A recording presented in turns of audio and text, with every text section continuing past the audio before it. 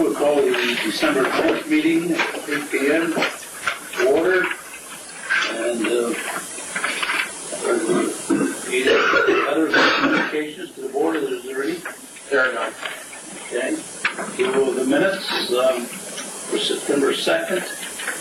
All right.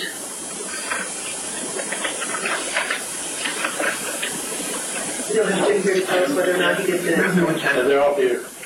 Yeah, but we don't know if we recommendation was reasonable. Are those the September ones? That's the September ones. Okay. So So we are recommending that they were put in here. then I'll make a motion. Motion made by Mary. Second. Seconded by Don. All in favor, signify by saying aye. Aye. Aye. Okay. Comments, presentations, citizens?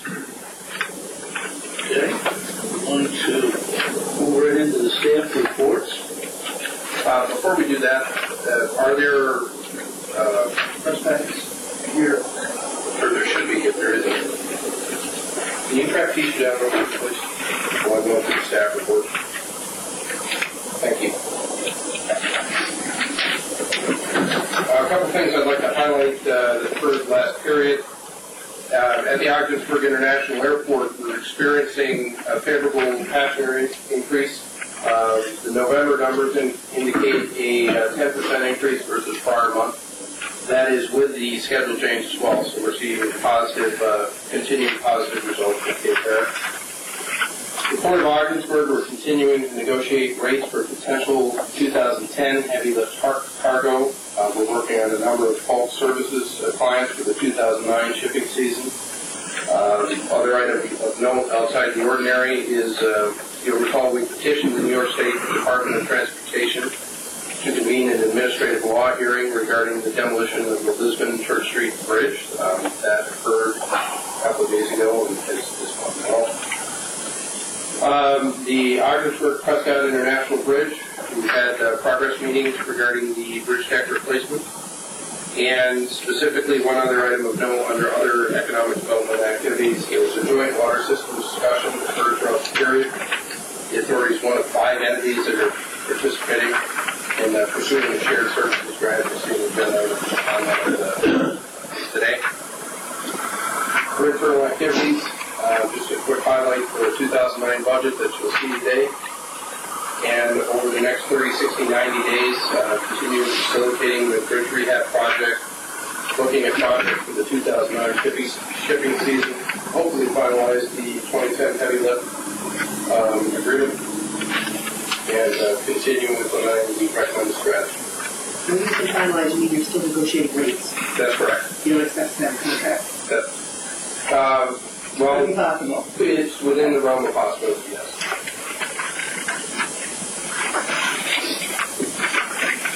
When you say heavy lift, what kind of cars are you talking? Well, there's a variety of things that fall in the heavy lift category. This one references Wiltshire in particular. So that's been pushed back?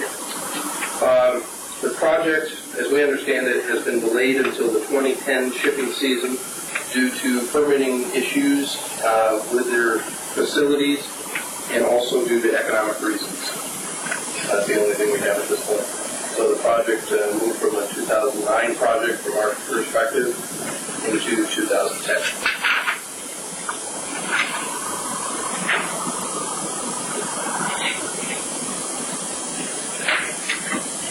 We have a little bit about this joint economic development discussion with the city and the town and the local stuff.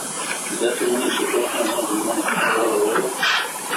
Well, JEDC, we did have the JEDC meeting. That went well, but specifically the item I wanted to reference was the joint water system. What this is, it's a collaboration between 5 entities, the Ogdensburg Port Authority being one of those entities that ultimately would extend water services out to the Ogdensburg Airport.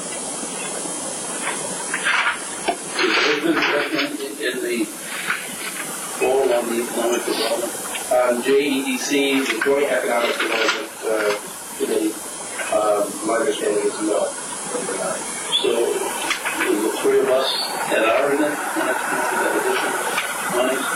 This is a grant application. Yeah, we're we're mixing things here. The grant There's application. two different, the JEDC, the economic development, this is actually a shared service agreement application by Lisbon, Osagachi, Judith, and OBPA. That's the water. Yeah, what was the one that the Lisbon dropped out of? That was the marketing. Yeah. Are we gonna have to divvy that up? No, we just reduced the budget, and I know they'll probably be successful in another grant application. So I know John's on the marketing committee with Kim, and they just adjusted the link.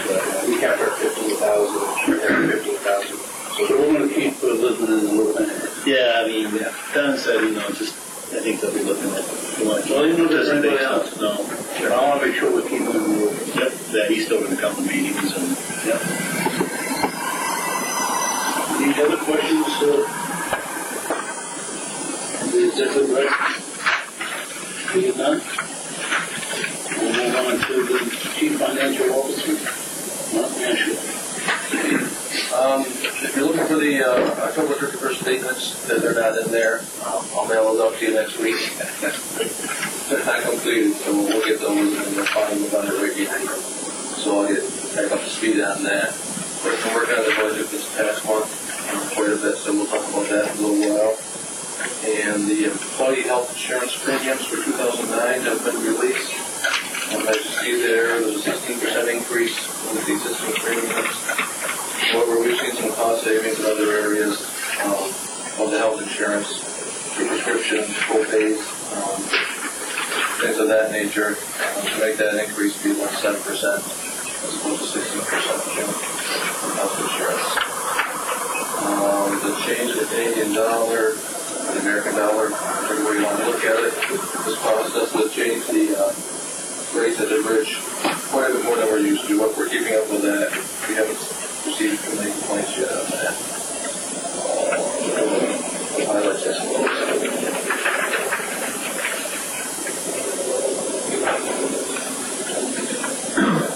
Any questions?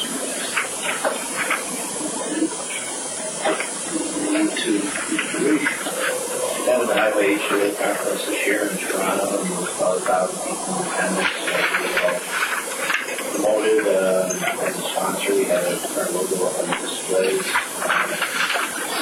Going to meet a couple of prospects, one was a grant exporter, as indicated by the near future. Discussed Starbuck, and the other was the developers in Melbourne Terminal, which is a large container terminal being developed Nova Scotia. They're looking to partner with ports along the St. Louis Seaway to establish feeder lines for that's a big discussion on that. I know they're talking about other ports and how that works. So we're going to touch that itself. At least looking at it, decide whether or not those fees will make sense. What does that mean when every quarter we jump and we're not in a position to take containers? What does that mean for me? Containers like by truck or by rail, they can load it on the ship, smaller vessels, and go all the way out to San Luis River, into that port, then be transported out to larger vessels. So we could maybe hold the containers, but this could be a bigger port.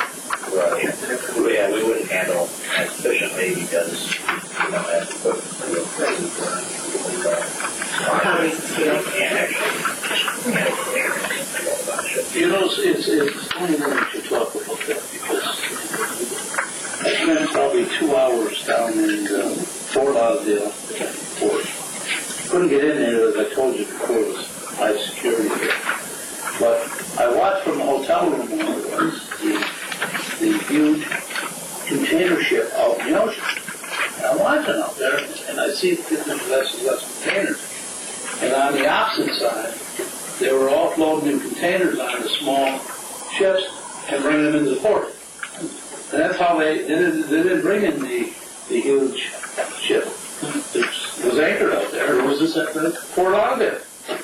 So, when you just say what you just said, that in other words, they could have a large container ship out somewhere in the ocean anchored, like they do the oil. That's how they do the oil. They pump the oil up into Maine, Portland, Maine, up in that area, and pump it all the way to Montreal. I found that out a couple of years ago. It's still being used. So, well, it might be something there. to interject here with respect to Melford Thermal concept. It is a very important tie, and I'd like to point out that's what it is in that first item on the first item up that we're talking about in the executive session this evening. We're still waiting on an interim report. The North Central Turkey study has gotten delayed a little bit, and I'd like to review it. I'd like to get it this week. We had a steering committee date there for late January. And the steering committee review it. Friday storage range should be coming in shortly. As we mentioned, we're working on inlet cargo and traditional bulk cargoes for 2009 season. Roger from local utilities to raise utility line on Patterson Street. We talked about that in the past. That's just going to that we have 18, 19 clearance in case our occupancy for mentioned cargoes. That's progressing as it should be done this spring. And 3,500 piece bulk mailing to back in Ontario. We have 10 responses so far. I visited Montreal last Friday. Tomorrow, later this week, a couple next week. So we're following up on those. Looking at potential. The billboards are going up on the Ottawa area. It's 20 of advertising. It's actually 3 months starting end of December and through March. At various sites. The industrial parks there. And these for building clothes on there. Does an outreach to wind turbine manufacturers. And lastly, we've got the corridor study there. Everybody's read about, and we're advocating that they're going after funding for federal officials to implement what they're recommending in the corridor study. And they're asking that as part of that they consider spur from Ogdensburg. Through 11 or somewhere, that was part of the study. We're asking if they at least put some study funds for that. Perhaps that's something the authority, maybe Burbank, but without the actual funds to do the study or cost analysis and all that, it's difficult for us to go after funds actually. Well, you know, this Northern Tier Expressway is, I remember when we started this whole, venture to see if we could get something for the North Country was, at that time, Marion and I was support on the Panduca trying to get a 4-lane highway opened up to the Cornwall Bridge and to 81. And we knew there was just one section of road at that time that didn't really meet the criteria for 4-lane, which was from Morristown to Ogdensburg. Surely you couldn't put it down through where the highway is now 37. So we were talking about moving down through somewhere in the center of between Black Lake and 37. And coming out and tying into our bridges, because that way they would cross the project down and build this highway. Since then, there's been a lot of studies done and everything else, and it's been kind of sitting on the back burner. But I guess this all starts to come alive. A lot of this is because of the federal dollars that they're going to spend in the metropolitan areas and in the Albany Capital District. They want to twin the roads. They want to put more lanes in, more traffic in for these folks. Central New York is looking at a great deal of money coming in off this program and other programs on top of it. It just seems that Northern New York is being left behind. But it's been my thoughts and my dreams is we need a 4-lane highway to take care of our industries in the city. Now, here's our good friend Alcoa. Put a $600 million expansion on it. And transportation isn't getting any better. And that's what these good years. Because our roads are getting tore up. All the traffic we have. But, you know, when we look at this thing, it's time for us, I think, in Northern New York, to really to stand on this. I'm glad Bill is here. We're not done. I mean, we are being done. We have a bridge that we need, and we've been trying to get money, and Senator Wright got us $15 million. Lucky he did, because I don't know where we'd be today. It wasn't for that. And we look at it today as they're going to throw all this money in to get this economy going. Well, what about the North Country? What about the North Country? And when they talk about Rule 11, what they want to do is, I don't need a Band-Aid to open the door. We know what we need. We need to continue with Franklin County and continue down to 87. When we get to 87, that's going to be a great accomplishment. Because if you look at it, it all ties in. All the 4-lane highways tie in up on 87. They all tie in on 81. We got this short little cog, I call it, a piece of a gear that we need to get into this thing. And I just see it as we're being left out again. And it's not fair to people in northern New York. We need jobs too. But what an economic boost that we would have a 4-lane highway. Now, all of us in this room were born and raised here. And every one of us know we need it. And there's no doubt about it. I mean, it's just something that I don't know why we're being left out, but I can't understand. And they got the right-of-way from Messina. You come out of Messina, you already got a 4-lane highway to their bridge. So when you get over on 56, they still got a right-of-way to put a 4-lane road down through there. They might have to make some little concessions where the Waterton bridges and stuff or something there, but that's what this economy boost that President Obama's talking about. And I just feel we got to get on board on it. We got to get some people fired up in northern New York. And, Obama can't leave us out, but he doesn't know about it. I mean, truly, he doesn't know about northern New York. He doesn't even know what it is. He knows it's the United States. We're going to get left out here. And, I was telling the folks here, and I want to say very openly that Chuck Schumer was at C&S Engineering in Syracuse at the airport. I just happened to be there at the Bill and Trade meeting that night. We left the Bill and Trade meeting to attend that meeting because we wanted to hear what he was going to talk about. And he came there to tell everybody in central New York what he talked about.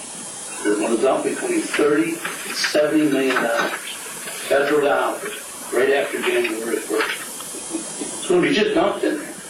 And the mayor of Syracuse was there, and all the people from Elmira, from Bolton, from Oswego, Watertown, they were all there. And the port, Schumer spoke on it 3 times. The port of Oswego. How great it is, and how it's doing. How he helped get money for the dredging of the river, or whatever they dredged there. I was telling Wade about it. But here in northern New York, we don't seem to be mentioned in that great boost that's coming. So I don't know why. But there is some people getting interested in firing up again. Give it one last shot. And our chairman, our ex-chairman, just called me a real bad at you. And he says, Fred, make sure. He said, I wanted to come to the meeting today. He said, just don't dare get out behind me. He says, don't leave us out. Somebody forgot about us. We need to energize it again. And I think John went to a couple of meetings, and then he found out that the study Wilbur Smith did never done anything for us on the spur. Hook up our bridges. He just mentioned it. Introduced initially. Remember that? Yeah. The Canton and stuff? You were there. Oh, yeah. They had all the spurs, and B12 was going to get a spur at 56. But I think it's time that we probably gear up as an authority, and then also Lisbon, our neighboring communities too, the city, Hewlett, and Muscatine. We all start really making the noise, get resolutions and letters of support, and really. The last study that the Northern Interior expressed in the last meeting on our camp last week specifically had never taken into account the international bridges. The Northern Interior Expressway, one of the arguments was, well, there wasn't enough traffic, among other things, was the economic development didn't pay for itself, there wasn't enough traffic. Something doesn't square. Seen it in Ogdensburg bridges. Exactly, because when you look at the Transport Canada traffic study, it's putting the bridges on notice that you've got to keep that capacity online and available in future years because traffic is going to grow. Yet the Northern Interior Expressway didn't take that into account at all. It's a direct result of the Transport Canada study. You had to formulate a capital corridor, which, out of Montreal, I was going to D.C. But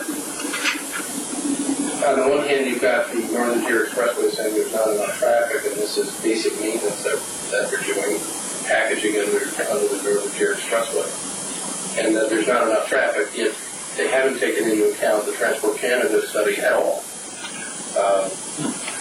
Well, the traffic Does that make sense? Well, originally, I hadn't been to a meeting in a while, but originally they had the numbers for the bridges, and they had all the transportation estimates of the crossings. I remember the Messina estimates, I remember our estimates, they had Thousand Islands in there, and they had, I think they had crossings up that other way too, on more bridges. But, so they kind of just discounted all that. So they had a lot of that stuff in there. It's unfortunate.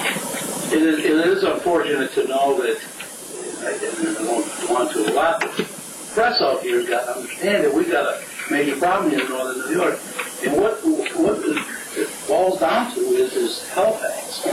You know, they're coming within containers up through, and what they've got now is they're coming into Canada. And they're talking about building a 4-lane from Maine, New Hampshire, but tying into the Canadian 4-lane highways up in Canada. I think it's way up in Jackman, Maine, up in that area, which will bring them into a 4-lane highway system down through 287, which will go to Albany, and then continue on to 401, which brings us right by us. It connects again to the west out of 81, which brings us to the Thousand Island Bridge. That's why there's plans to 20 Thousand Island Bridge. That's one of the things. And the international people that are sitting down in Washington seem to be hooking on to that and hooking on to it with the Canadians and making the transportation I don't know how we correlation, whatever you want to call it, committee, and they're hooking on to all them federal dollars. And eventually some of your federal dollars here in the United States will in actuality be tied into the federal dollars in Canada to do upgrading of their highways. And so the Seaway, all that work, but we're being left out again. It just seems like the Indians are circling us. And, you know, we're the cavalry, but we're never going to be able to shoot. Because we're in the center. That way. And I really do think that, I'm glad to hear you say that we need to fire this thing up. We need to do it as a people and whatnot. Because we're being just left out. And I've heard these band-aids before, you know, and I'm not repeating what he said, but other people were there told me about my good friend Chad Lawrence at that meeting. He said, I heard this 50 years ago. And that's just what he meant. Now, there's a guy that can say that. Because he lived that. He knew what it was. But I think we need to fight for it. I think we need to make some noise, especially with our bridge right here, that we need another $16 million. You know, why not dump it in there? And we've already got a project, been approved, but we don't have the funding. But if they're going to dump money, why not dump some into our bridge and get it up to date? Let us go forward for the next 100 years. So with that, I guess we found it on that good. So again, like I said, to my friend Pat Hackett, who called and was concerned, he wanted to come and speak on this because he knows that the Bridge and Port Authority, the city of Ogdensburg, initially went out there and moved this thing. And it was to get 4 lanes to Messina. And I'd be happy with that part. Because I always figured we could hook up the other part on the end. But you got to get it started somewhere. Definitely has to. What else you got, John? Well, no trouble? Yeah. Okay, buddy. Steve Lawrence. The industrial park, we should have those RTU, HVAC RTU installed by the end of the month. Over on Gilbert as well, the bids were received for the renovations of the office project, and we'll see those later. Highlights with the bridge, Freeman Peterson is on the way to completing the final drawings.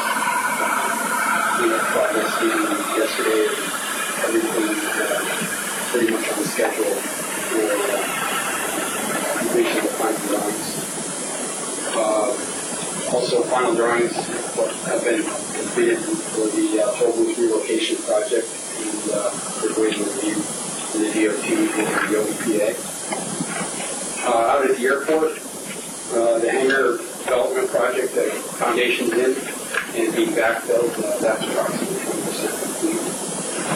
Things are going on schedule.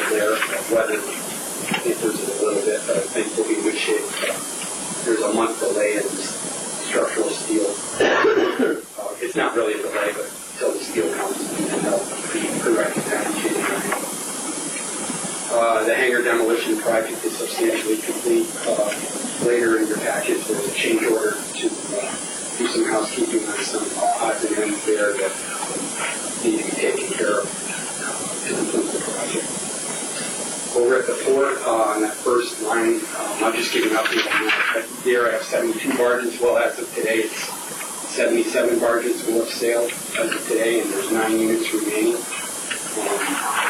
They've been doing, in spite of the weather, they've been doing a pretty good job there of working through that and getting them up there. It's looking better every day, but I don't want to say so. They're trying to get everything there before Christmas. So that's kind of the cutoff date. We received approximately 34,000 tons of road salt. That's going very well with the rail cars. We did, since we last talked, we did receive one vessel of warm salt. That'll be it for the year. That was approximately 25,000 tons. And we've got the boat ships that we got in the main stockpile and that's been covered. Who are the customers for those? Are those municipalities? For American and Morton? American rock salt is mostly New York State. Okay. And the Morton salt is townships in St.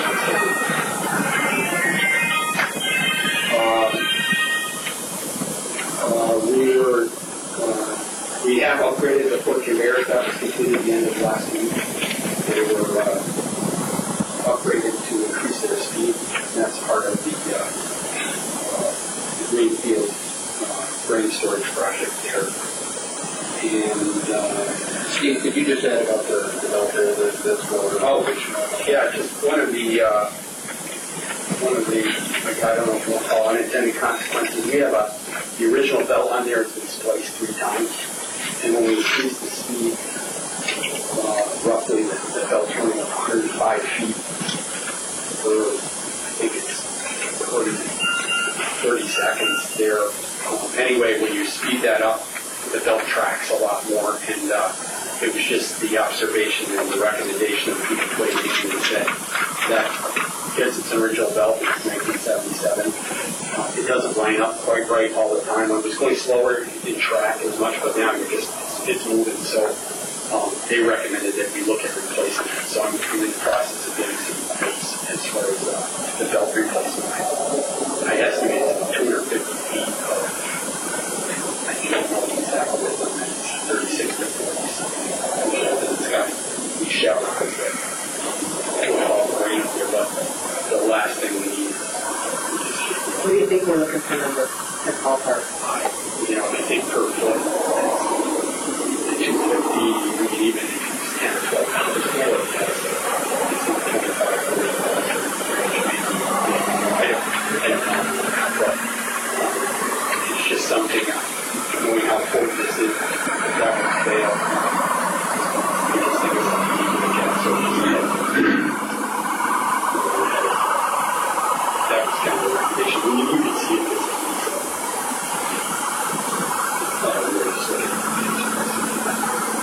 Steve, talking along with that, have you considered or looked for another backup, or do we need to rent something to get them in there? I haven't talked to anybody. I've talked to a couple of sources. Who would have something like that in the area? Power screen in this area. Probably the only one I know.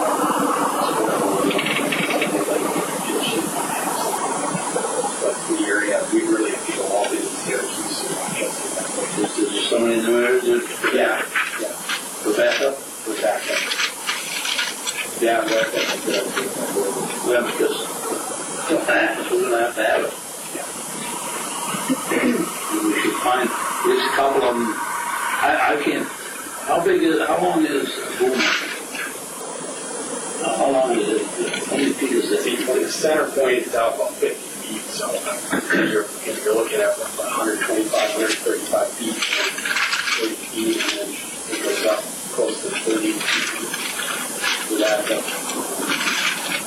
you might need to set up for something a little bit like portability. But I'm sure they've got more mobile units now, that one.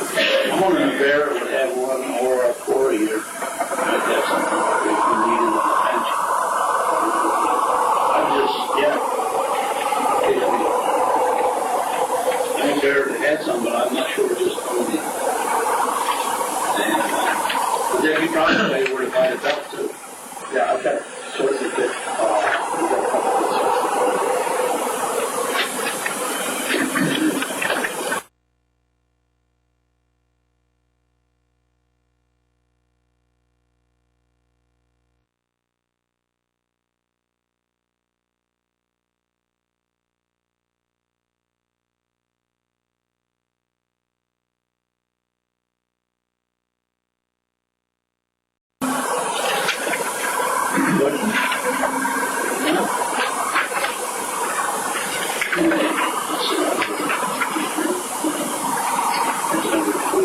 Committee reports, the facility committee met, and due to the fact that the chairman had some personal issues to take care of, he called.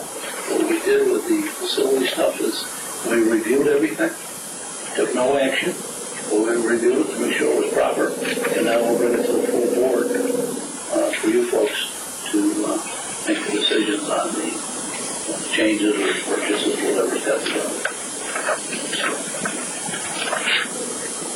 It's Finance Committee?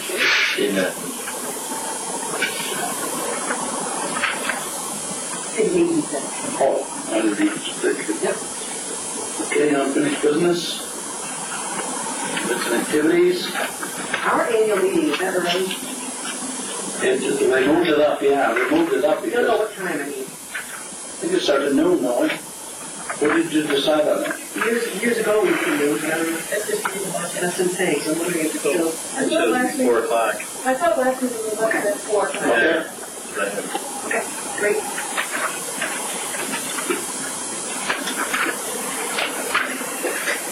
Okay. I can tell you right now, on February 3rd, I will not be here.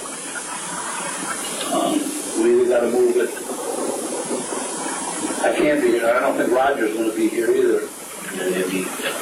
I'm going to the 12th of February. I'll be back on a Friday. So we could do it. When do you leave? First, which is Sunday.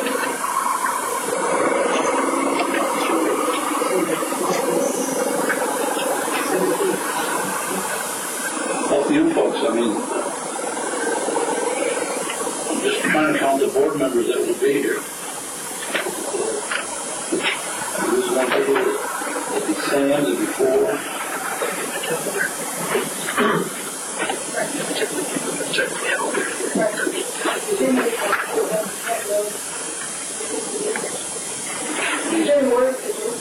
You tell me what's next? It took me quite a minute to get everything in.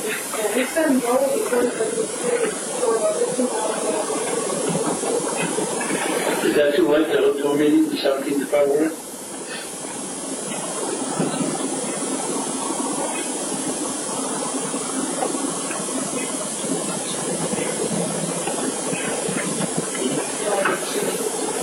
You have less than the March meeting.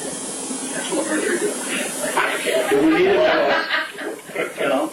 Move the March meeting to the 10th. I hate to do that though, because doesn't the bank have some other second Tuesday Oh, for the yeah, March that model? causes problems down there. So if they're close together, we'll have a later meeting in March.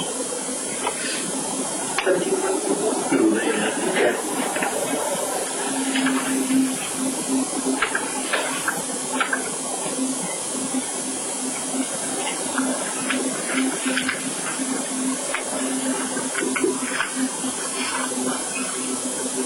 If Roger's going to be here, then we can probably change it back in He January. usually doesn't. You know? He's not moving back until Okay. So we're okay. Okay, the approval of sales. Turn it over to you, where you want to start. I guess it would probably make sense, I I put this forth that we take things a little out of order. I recommend we go through the general business first, finish that up, then go into the budget, and then follow that up with the executive session, if nobody has any objections. I don't have anybody else? No. First item is the approval of the sale of surplus property. Some of these things I'll be bouncing back and forth between the board packet and the facilities committee packet that you have in front of you, because some of the details in the facilities committee packet. Specifically, we had 2 bids received, one on the 1991 John Deere front-end loader, and one on the 1973 Alice Chalmers Boss forklift. Price respectively, $16,001 on the front-end loader and $1,291 on the forklift. We met today, discussed it, and submit that for your approval.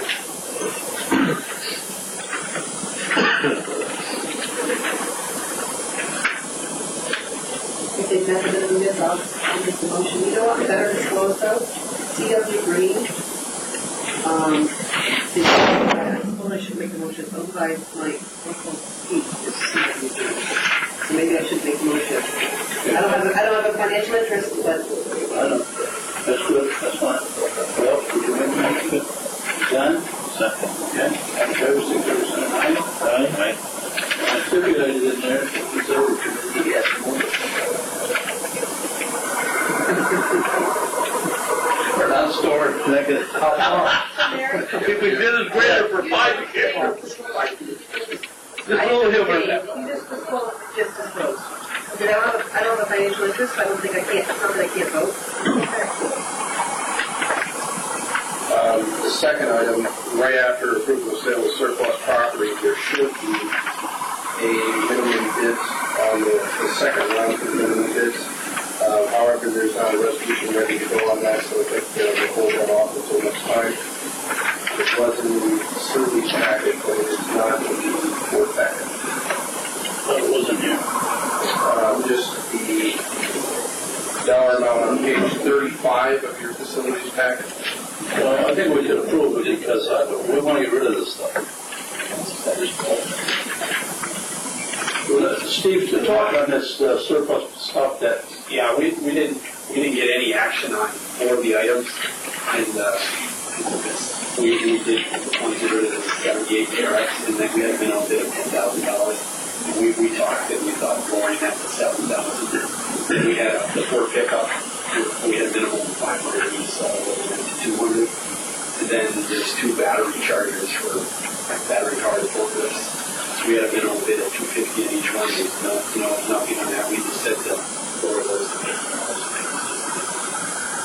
So you bring that back as a, do you need approval from the board? no, we're just going to rebid them. Yeah. We want to use these numbers. That's fine, just.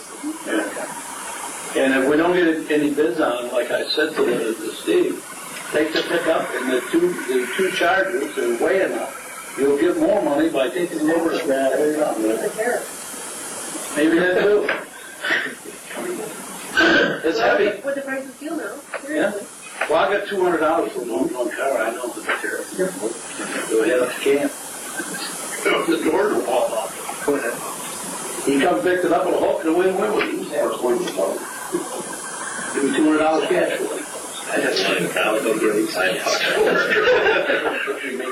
If those were not good.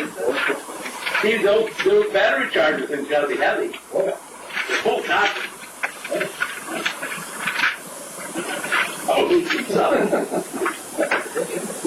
So this next item will hold until the tail end of the meeting, the 2009-2010 fiscal year budget approval. We do need to do approval on that. I'll direct your attention to page 36 of the facility packet. For the next item, approval of vehicle purchases. There was a change that came out of the facility discussion. Referencing page 36, the 08-09 fiscal year budget had funds to purchase a vehicle and a pickup truck in the amount of $18,000 and $25,000 respectively.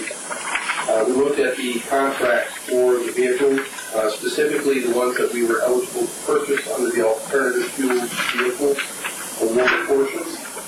There are two in there. One is a 2009 Dodge Grand Caravan. It's a front-wheel drive vehicle, and a Ford F-150 four-wheel drive vehicle. The costs are $18,818 and $23,385.28 respectively. Could I make a suggestion that in the report and in the resolution section both, that when you're referring to the truck, you don't make it an FWD, which to me means front-wheel drive, but a 4WD, which means four-wheel drive for the truck? You have them both as FWDs, and the truck should be 4WD.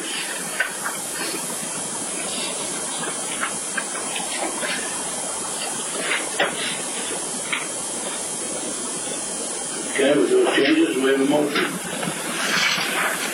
So moved. Have a second. I'll second. What's the caravan, what's that one used for? That'll replace our, we used the Buick, the 99 Buick paper, that's no longer over doing inspection, so we just were using it for comments last night, but that was the heavily used, that Marine. So that will be a pool car then? Yes. Caravan will be a pool car? The caravan will be a pool car that replaced the Buick. It'll stay here on the lot, and then if somebody needs to go to Albany for a Yeah, we'll just say, meeting. well, we'll park it out back, keep it in the fence line, rather than parking. And then if, John or Wade or anybody needs it, and it's got plenty of room there. That makes more sense, how poster board and stuff, we're going to do in the conference. And then, You won't need to fly anywhere, right? Yeah. Santa. Regular dinner served, huh? And the stow and go feature. that's what's going on. The details on this can be found in your facilities packet, page 37 and beyond specifically. The different options. What I can tell you about this vehicle, it is a white vehicle. It's the base unit, as shown on page 38. Base price $18,334. It does have two additions. One addition is cruise control, which was $237, I believe. And the second addition was the delivery fee of $245, which brings it up to the $18,818 price tag.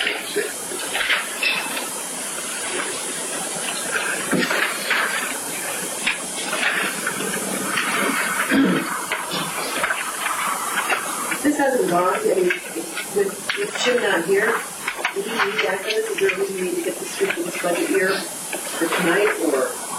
Well, it's the one that we delayed because of the Because of the tax fuel, right? So we changed all that and moved it into tonight's meeting. We definitely need to get some vehicles here, but we don't have anything to travel in, and it's been in the budget to purchase these. It's just more. As far as when we receive it, Yes, we order, we've got quite a few months left, not just for this, it is. With the first order in February, March. So that should be there as well. As long as the expenses made of this year.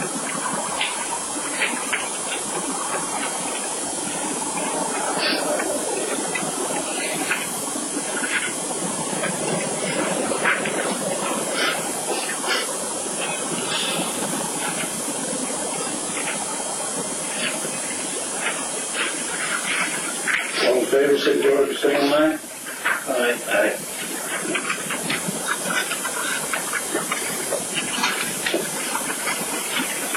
Next item is approval of the lease with Livingston International.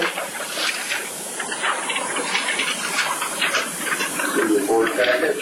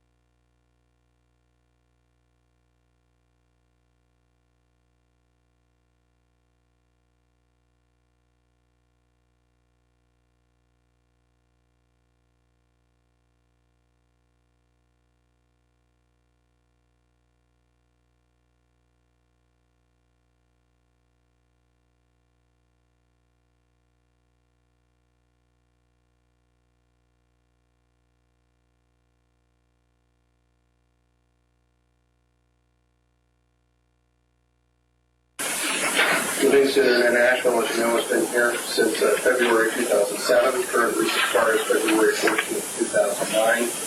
This is for 536 square feet of space in the building at a rate of $520 per month for a one-year term, terminating February 14, 2010. Rental rate includes the cost of utilities. Also, with all our agreements, there's an insurance clause requiring Livingston to provide proof of reported insurance, naming OBPA as official insurance.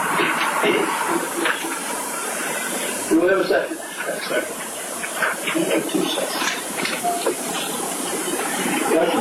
All in favor, signify by saying aye.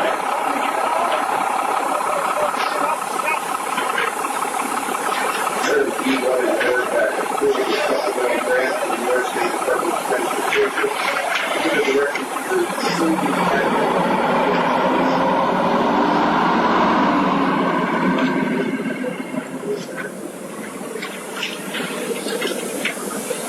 What this deals with two projects, specifically the terminal building demolition and the PACI precision approach replacement. The corresponding PIN numbers you see there. What this does, this increases the state share variable to $4,600 on the demolition, and the increases the maximum state share payable on the PACI replacement to $45,700. This is more or less just a housekeeping issue. You see the reasons why we're not able to do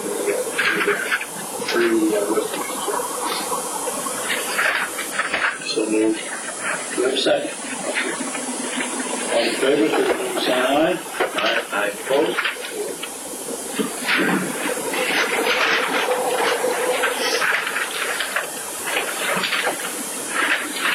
The next item is approval of change order number 2 with OPTEC Environmental Services. On this one, I'll direct your attention to the facilities packet, page 16.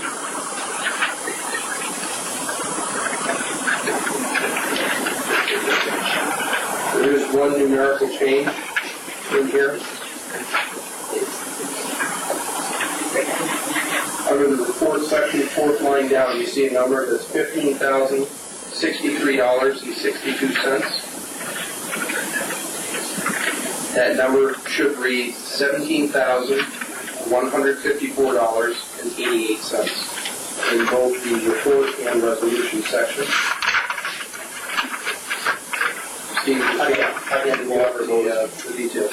I can go over those, on that description, I'll go over those, either number 1 through 6. The Verizon cost was there was in the old building, there was what's called a D-Mark. In other words, Verizon brought the phone line in there for the whole airport. And in order to start the demolition, we had to remove that bill. The cost is reimbursable to us. We paid for that initially just to get the project started. And we'll be reimbursed for that $21,125 there. Who reimburses this? It'll come out of the project.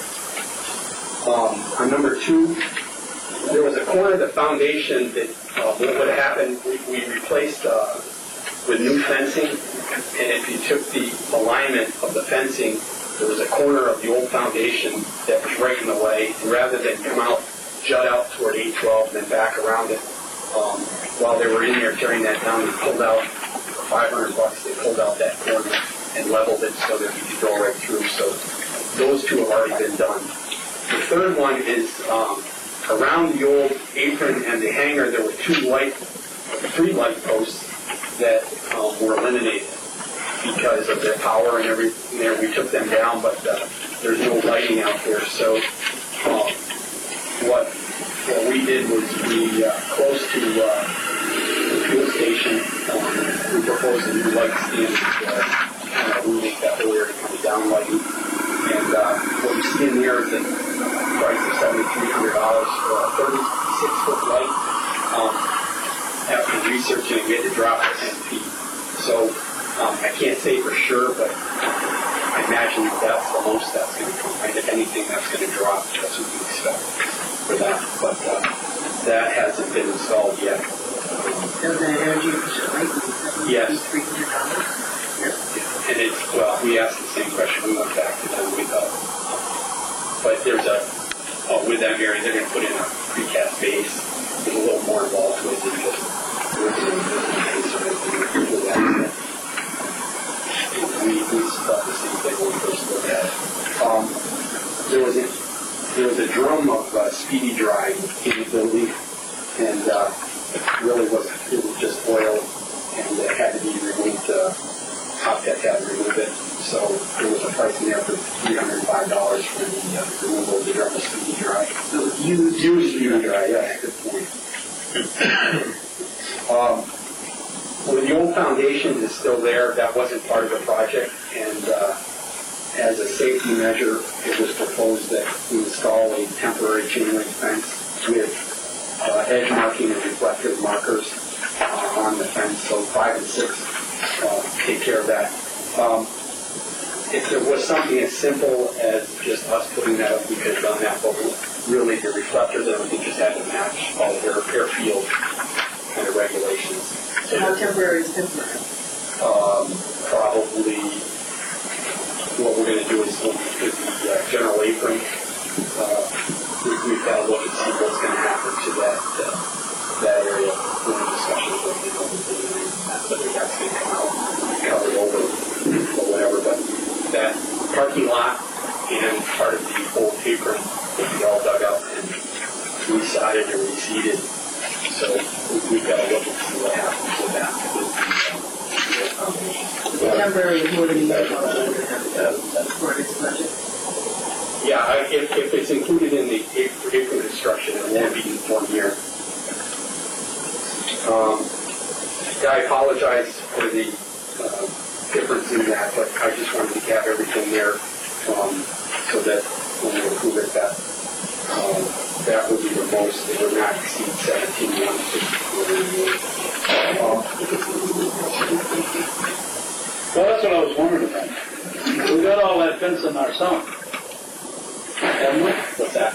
We've got all the chain link fence. We used most of that up on Wall Street, right? When we, So you've already used my fence. it's temporary. Moving right along. That's used though. For a good project. We're pretty resourceful. We're very green here, right? You had to mention it, didn't you? There goes my fence. Just one last thing that the $2,800 is what remains, so it's still under the original contract amount. So we're gonna get 2,000 more back though, so that gives us 48. No, we won't. Oh, yes. Yeah, thank you. Right, yeah. So our question is 28 with 21, about 5 years. Yeah. Don't fret that, because we don't want no more change orders. Do we have a motion on this? No questions? Motion's in order? So moved. Okay, Pat second. All in favor, signify by saying aye. Aye. I caught him doing this one. Yeah. If I was ESP. I'd like to sneak one additional item in here. It's traditionally something the facilities committee does. So in between item 2 and item 3, I'll direct your attention to page 13 of the facilities committee packet. On each building, it's been practice here that we try and match what we have surrounding it and also run that before a facilities committee meeting to determine the color. The recommendation on the color selection for the various components match the existing T-hanger, and those are shown on page 13. There's a reason page 14, your color chart is just Xerox black and white. That's because when the original color chart was Xerox in color format, colors didn't come out quite right. And I believe, Steve, you've got the master one here? No, I don't have that. Somebody? I got it, wait. There. Yes. The colors match the existing T-hanger, right? Exactly. They just go over and match up. Yeah. By the board, that has. Just a chance anybody has any objections. Well, I want that psychedelic green. Right? I told you that was gonna happen. With the red, let's like the green base and the red jersey. Christmas, it's Christmas, there you go. Yeah. Let the guy down the hall and got the farm roof painted blue, the blue farm, because the governor was coming that time. Yeah, they painted this whole farm when Como was coming there. Oh. Need a motion, I guess, No, or it's just? just. I think it looks good. Discussion. It looks Looks fine, great. we'll go with it. So it matches existing to the Your pink trim. The next item is the approval of the local government efficiency grant for the water capacity study.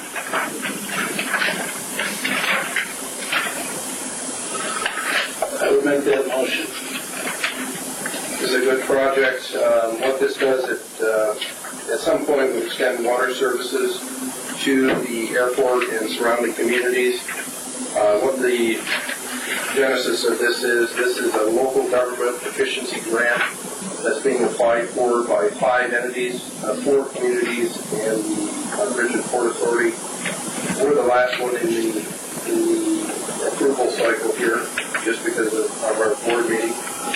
What this is, this would be a $50,000 grant that the city of Ogdensburg would be pursuing. Request $1,000 match support from each of the communities plus.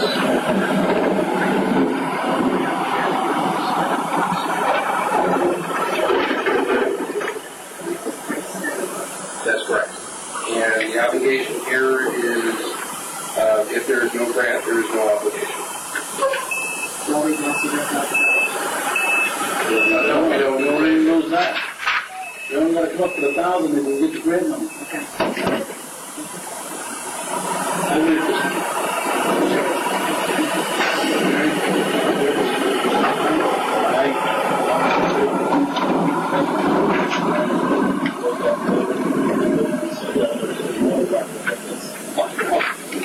Yeah. Well, let's get off track somehow. Yeah, I think you were a councilman at that time. No, I'm there. Were you? I'm there. Ken was councilman. Yeah. That's a long time ago. Well, you know, we got all that beautiful water running by us. We got a city that can do it. What better economic development tool can you have? You know, and everybody's, for years, in Hewlett been fighting that problem over there with their cheese plants. A couple of them closed because they couldn't make certain product there. So, I think it's a great thing. The next one, for ease of discussion, as long as we're in the facility packet, I'll direct your attention to page 30. This is Commerce Park, agenda item C1, approval of contract for Building 12 renovations project. The bids were open for Building 12 on December 8th, and you can see the summary.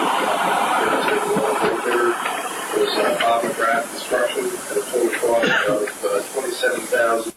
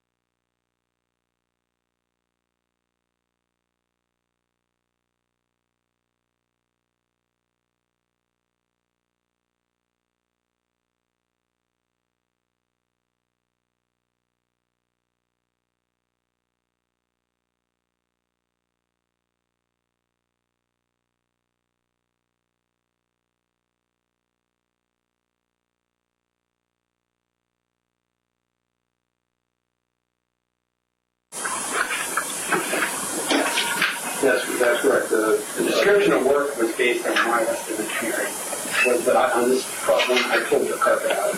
So none of them did the carpet? No, because that's what I was going to do anyway in my original one. We did that. Get quotes for carpet and do that separate. So I just pulled that out so that someone wouldn't put in over 10% on that or whatever. So, yeah, you're right, though. It is in the description of work. Okay. Well, it's not going to go for bid. I asked that question, Mary, at the facilities. What they'll do is go for quotes. They're just, ask for quotes. Instead of 6 or 7 quotes, have them come in, look at it, put the carpet down, give us a price. What's our threshold for bids though? 10,000. So we'll be under that. Yeah. So, The question I got is, there's such a discrepancy in the materials. I mean, all the other ones are like within a reasonable range, but the low bidder is 50% less than the next guy. That's pretty wild. That's real wild. I asked that same question, Bill, but if you look at it, the Seaway Construction, they're way down on the labor at $10,000. So, the difference is running between labor and materials. I would say we will talk to him. Steve said he'll talk to him about this, and I think his bid is okay. We go across, pretty good. Oh, yeah. The way I look at it, it's a wintertime project, and possibly, knowing, I can't speak for him, I'm just talking as the contractor looking at it. He may have, there's a lot of items that are, like spare, like metal studs, sheet rock, ceiling tile, things you've accumulated that are generic, that aren't specific to the project. He may say, well, I just want to keep my guys busy. So this bidder is a discounted bidder? Yeah, Bob's worked over at MH for us before. He does really well. How's he Really doing? well.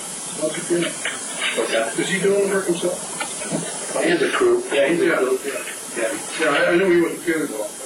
No, I didn't know that. I didn't know that he wasn't feeling well. That's just an assumption. I haven't talked to Well, him, you qualified him. but I thought that Make sure you possibly just- he wanted to keep his crew busy for the winter time. So you did look through the sheets to make sure you didn't miss anything from this? I gotta ask him on the material. Okay. We have a motion to approve. We have a second. Second. All in favor, say aye. Aye. Aye. Yeah, the next item, again, we're in the facilities package, so directly to page 32. This is approval of a lease of the Supreme Court Appellate Division of Mental Health, Hygiene, and Legal Services. This is for 2,424 square feet, building 12, in the Commerce Park. This is the Jack and Jill Daycare Center, former building. The effective date of the agreement would be January 1st, 2009. For a period of 5 years and 3 months, terminating March 31st, 2014. The important thing that ties in with our previous resolution is the fourth section of paragraph 4. The authority shall make structural alterations and improvements to the leased space as described in the attached appendix B at cost not to exceed $34,950. That represents the Bob McGrath cost that you saw, plus an additional $6,000 for the carpet for the third floor, $950. Yes, or $7,000. In consideration of the improvements, the lessee shall pay the authority additional rent in the amount of $1,533.31 per month for a period of 24 months, commencing January 1st, 2009. Or the month following the completion of the structural alteration. Motion approved. I need to make a disclosure that I work for the Office of Court Administration. I don't have any financial interest in this, not report to the same people. I don't see the conflict. I want to make that disclosure. Okay, thank you. Questions? Is there 6 months?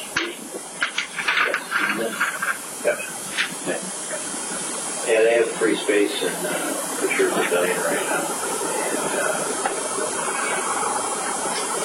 And, it won't be 6 months. Yeah, I just saw January 1st and July. Yeah, they have free space in July for Pavilion, but take from July 1st. Well, we would get 24 months at $1,533. That's right. right? Just for the renovation. Just for the renovation. Yeah, 580 for the base rate plus the annual doors. The total value of this building is effective $74,000.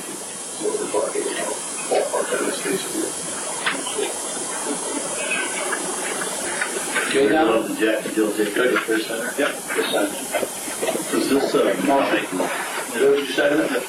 All in favor, signify by saying aye. Quick question, because there's a range over the Jack and Jill daycare and growth fund that, as that building got rented, there's a percentage that goes towards the lease payments there. So, The loan?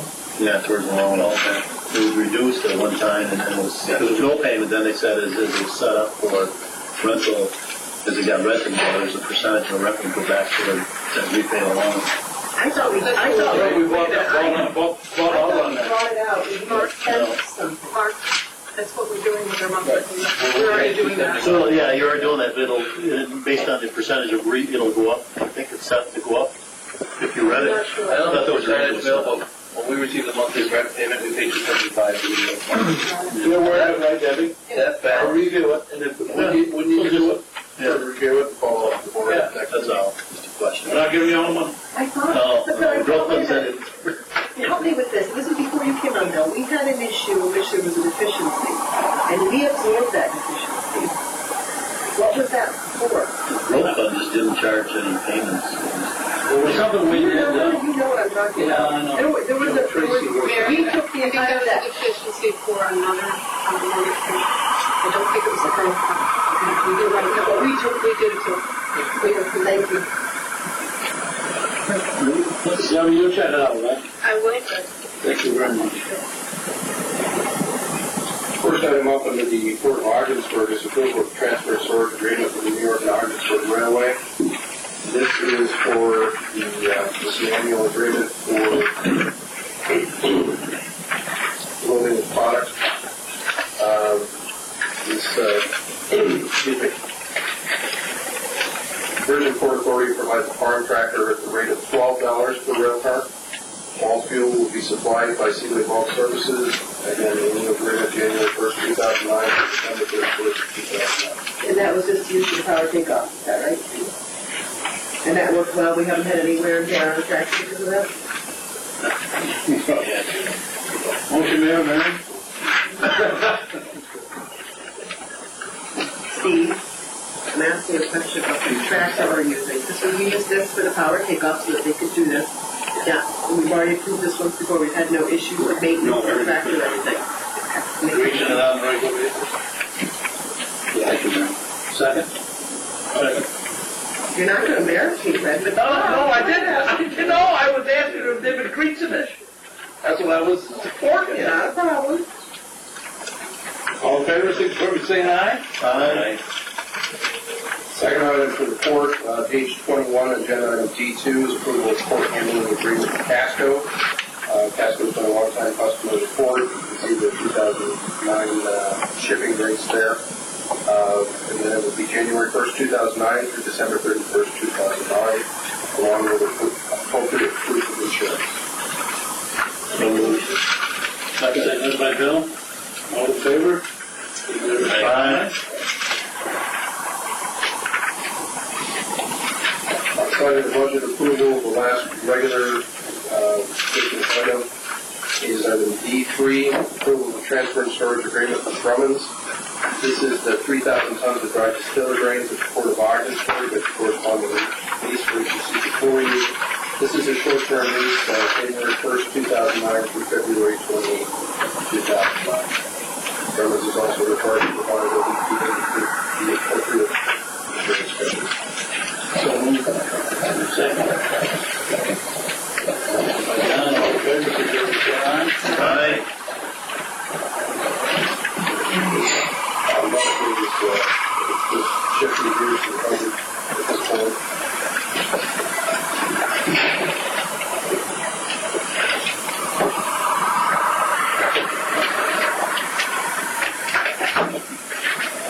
Probably page 10 is a good reading of the board packet. Combined with the actual memos that Mark and I sent out as well. authority's annual budget for the year ending March 31st, 2010 has been prepared by staff. We'll go into discussion on that, but at a high level, there's a couple of key things that you need to know regarding this budget. Important items to note: the authority does not draw upon reserves for the upcoming fiscal year. The airport continues to be a challenge for us, with a net operating loss next year anticipated at $270,000. We'll talk about a $25.2 million capital plan for the authority, $660,000 of which is completely funded through available cash generated from authority operations. Outside funding sources remain significant components of the authority's overall capital plan. We continue to cover our debt service requirements by positive net operating profit. That's resulting in fundamentally flat revenue and decreased expense projections overall. One other important item to note: the budget projections for fiscal 2009 do not include turbine project revenue and expenses for the reason that you see stated. And at this point, I'd like to turn it over to Mark for discussion on the authority's budget. Mark. I'll just go through this page by page and try to touch on the significant increases or decreases in various items. Things are kind of staying the same from year to year. I won't talk too much about them, but please feel free to jump in with questions anytime you want. If we look at the blue page first, very quickly, that's the combined budget for both the bridge and the port for 2010, 2009, and the actual for 2008. And the reason we have those three columns is that's the way the state requires the budget to be presented.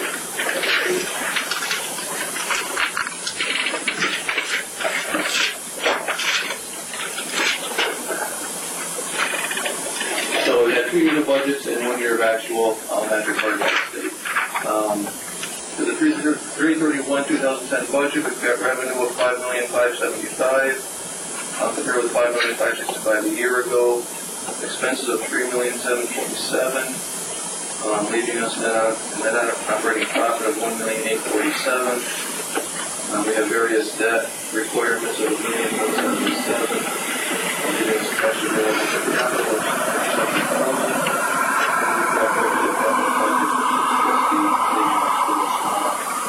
Positive cash flow of $9,000. So that is the overall budget at a high level. Right now I can go through each page in detail. That lines up this current year's budget along with the future year budget and the changes, increase or decrease for those items. So you don't have to kind of add them up and look at it all yourself if there's anything for you. So we'll start with the bridge fund, and don't get too discouraged if this takes a while, because a lot of the expenses that we look at in the bridge fund are the same schedules on the port fund, so we won't be looking at them twice or anything. Mark, could I just jump in here really quick? Folks, when you see that column that says 3/31/2010, that's what's referred to as our 2009 fiscal year budget. The 3/31/09 is our fiscal year 2008 budget, just so you've got everything in the proper context. Eight to nine. Again, just a reminder, our fiscal year ends March 31st. So on the bridge fund, on page 1, we have revenue of $3,202,000, expenses of $1,666,000, for an operating profit of $1,500,000. Page 2, revenue of $3.2 million in detail. First of all, there is the bridge fund. Just to take one step back, the bridge fund itself is, of course, the International Bridge, the border station, this bridge administration building for expenses, and the duty-free stores. So that's the title of bridge fund over the main area. Bridge flow revenue is expected budgeted to be $1,860,000. What we've done there is we've taken some of the traffic volumes over the last 3 years and tried to estimate what's going to happen. For 2008 year end, 3/31/08, the actual was $566,000. The 08-09 year, we budgeted $564,000.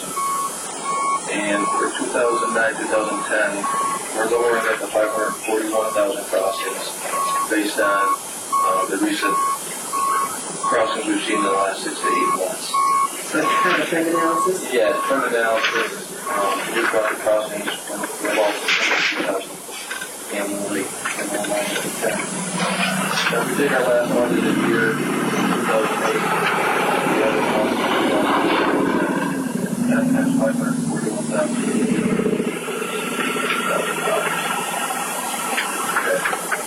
The next area is the border station in the back is building rentals. Those are our long-term contracts, putting concrete numbers that adjust the guide. The border station will be $20,000 the back's building will be $31,000. Of that $1,104,000, $801,000 goes to pay off the bonds annually. $5,000 of that is land rental, and the remaining $297,000 is the management fee that we use to cover the expenses. So we're trying to How much does the exchange in Canadian dollar affect? I mean, obviously the dollar is fluctuating up and down. Does that throw us off when we kind of build that in? Well, we do price-wise, crossing-wise for us here, we try to make the Canadian dollar equal to $2.75. Canadian dollar's lower, they pay more across the bridge. So hopefully at the end of the year we've got a pretty even Canadian exchange gain and loss. Okay. Now, does the dollar affect the crossings? Yeah. We don't really risk there to lose or gain any money. Okay, When the dollar changes, if that's the question. Yeah, that's what we want. To try to keep pace with the change. Okay. The other rent income is mostly this building right here. With a couple of tenants in the border station, actually one temporary border station. UPS supply chain. And of course the big one there is the duty-free stores. And that again, the $120,000 is kind of tied into the 08 numbers because that's what we're going back to the crossings. This year I think we're going to $135,000. We anticipate that to be double last year. Down to miscellaneous income, interest income of $35,000 compared to $70,000. Basically due to the lower rates. I'm using an average of 1.75% on $2 million to come up with that figure. We're going to be a little short of budgeted income this year because of the drop in interest rates. You're using 1.7, you said? I'm using 1.75, yeah. Some of our CDs are higher than that, but a lot of our money markets are about 1.1. They're even less than that at this point. What were they? The CDs were matured at 5.3, 4.7s, and some of the money markets were 3.5, 3.25. Those dropped pretty quickly. Yeah, significant change. So that's the revenue on the bridge fund. Page 3 and page 4 are the salaries and wages. Full-time employees or part-time employees and so all the employees. The first section is management. There's 4 employees there. This year's compensation for management is budgeted to be $330,000. Last year, just for comparative sake, was $384,000. The reason it went down was, of course, Bill retired. Some of that went to Steve's promotion, and the rest of that is the annual raise of $13,000. Except the changes, and that change of 53 of those 3 numbers. The toll collectors, we have 4 full-time toll collectors, and 2 low-fee toll collectors. There's overtime in there, holidays and whatnot. This year it's at $235,000. Last year it was at $223,000. And the only difference there is the annual raise from CSEA contract. There's no change in values up there. Mark, these are all gross wages, or is it total compensation? That's gross wages. There's what nothing that else. is. No.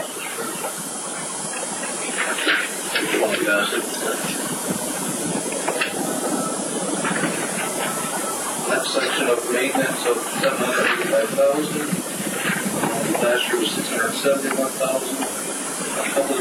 that, under temporary loan short of $50,000. That's up $32,000. We received budget more activity this year on the court than we did last year, specifically for road building and customer.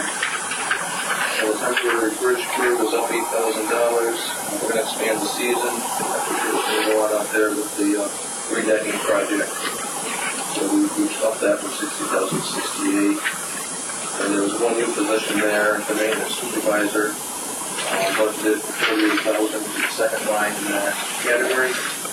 We budgeted at $0 last year.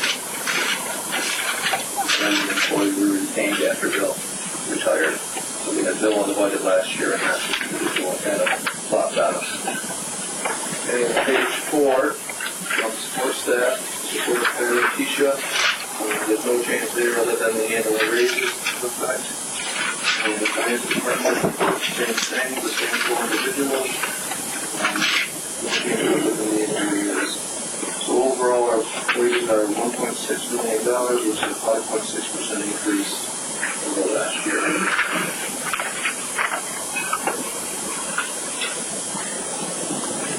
And on page 5 is the employee. You know, Mark, just to interrupt, I know I promised I wouldn't do this, but I'm going to do it. I disagree with the policy that's in effect here. I think an automatic 5% raise, because of policy here, I think that should not happen. I think that ought to be at your discretion of the board. I know my complete staff disagrees with me on this point. Especially in these economic times, this ought to be something that's board policy. I would recommend the board reconsider that policy at some point in the future. Because it's just... Wait a minute, the policy we're speaking of, though, is that CSEA negotiates for unrepresented employees. Is that correct? And then whatever number they get is then reviewed by management, and we look at COLA, I think it is, and decide which one's higher and adjust salaries on that basis. So if there is no mechanism in place to give non-represented employees an increase, I think we need to put something in place to do that. And I agree, maybe a mechanism that says a particular dollar amount or a percentage amount isn't correct, but we do need to have a mechanism. It's not fair that our represented employees, negotiate something and then our unrepresented employees then don't have something for a platform in which to come to the board for. I agree. It's smacks There is every a policy, though. There is a mechanism out there. Right. Okay. I'm saying if we get rid of that one, in which is Oh, okay. with 5%, Okay. we need to have something more mechanism. And I think that was the reason that, and this was before I came along again, this was here. There needed to be a mechanism at one point in time for non-represented employees to be able to basically keep up with the represented employees. I think at one point in time something happened though where COLA was way out of whack with what the CSEA people got, the management got, what the represented people saw as, a blood crash. So maybe it is something we should look at. But there needs to be some sort of mechanism in which, to allow. I would agree. We do, but the mechanism is, the threshold is whatever CSEA negotiates, and the ceiling is whatever COLA is. Am I right? Actually, I think it's not dependent on the CSCA contract at all. It's COLA? It's the Social Security Administration's increase every November for the Social Security recipients. And then that's what we use for our... It's a minimum It's not an automatic 5% increase in anybody's. It's a minimum of Non-represented, which is how many people? 6? What's that? Non-represented people. Yeah, just 6 people. Right? And everybody else is Yeah, 6 of us. negotiated. Yeah, 6. It just... 6 or 8 feels people. wrong. It smacks of it. Yeah, actually, it is. Well, it doesn't sound like that's there. It sounds like there's an automatic increase. Yeah, there is. Yeah, they're not There is. But it's dependent upon this. 2.7 to 5. The highest is 5, and the least, I think, is 2.3 or 2.7. Based goals and objectives and Sorry about that, folks. I can't sit quiet on this issue. I'm going to make a staff meeting out pretty much. So, now that you've opened this up, what is the rate for the Staff people, 5.8. Representative. so 5.8. So it's 5. So you're gonna get 5. 5, yes. Yeah. That's it. Yeah. So next year you might get 2. No, there's a. Oh, you're gonna get 2.8. 2.8, I suppose. Yeah. So there is something in place. I don't see anything wrong with it. Well, it's automatic, it's not under board control, and that's why. So everything. CSEA is automatic though too, right? I mean, It is under board, it is. Negotiated contract. Let's clear something up. It's all under board control. When we approve this budget, if there's something that we want to look at as far as this COLA, whatever you've been going, these guidelines, this board can make a decision on it. So it is. There's breaks here. I don't want people to think that it's an automatic, we're just giving you money. And I don't have a problem with the mechanism we put in. I thought it was fair. Because they can't go over 5, and they can't go under 2.8. And the collective bargaining people usually got between 3.5%, 4% increases. Well, I don't think you should link management to the. No, I don't think so either. That's why we put it in But place. any, you got performance-based objectives. For a long time. we haven't, that's really the. But for a understand long that. time, these folks here, some folks here didn't get any raises. Management did. And Mary's right, we straightened a lot of this out. That was Because, before my time. right, I mean, we had performance bonds and performance bonuses and, but everything's fine. Okay, your point is well taken, Mr. Executive Director. Move right along. Well, I don't think we should be given, saying, I'm gonna give Steve this raise or John that raise. That's not our job, that's the executive director's job. And I'm assuming. That's not what the policy says. I'm advocating that the entire policy be reviewed before the appropriate committee, Well, and then- then reconsidered by the full board at some point. Yeah. That's fine. You can bring that to the personnel committee, right? Governance committee, well, the government's changed so many things, I'm not sure what committee it belongs in front of. We didn't have governance committee when we did this stuff. Back in the days. Okay. Personnel. Said my piece, I'll go back to being quick. I guess we just touched on that. The assumption there for the 6 management people is a 5% increase effective January of 09 and 3% for the last 3 months, starting January of 10 to March of 10. So the first 9 months we know, last 3 months is a guess. The employee benefits on page 5. That's still running about a third, isn't it? Salary. Yeah, it's calculated. Yeah. Got a hefty mark. Yeah. What we have there, that includes retirees also. Health insurance, of course, is the biggest employee benefit cost-wise. And I think it probably makes the most sense to look at the bottom schedule here, where they're lined up by, I call it natural class, health insurance retirement, 010, 09, and then 08.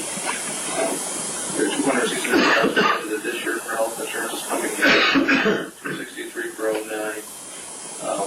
The changes there, the employee premiums for health insurance are going to go up by $30,000.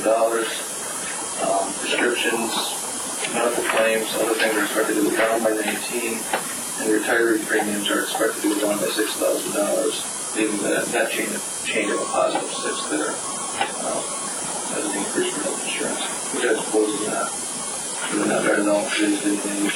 Well, my point though, bringing that up is that even though we have negotiated with the union for union to pay a little more in health costs, insurance costs, we're still running at about a third. I mean, we, the authority, is still running at about a third. We've not gained asking them to do that. Right. Yeah, that's correct.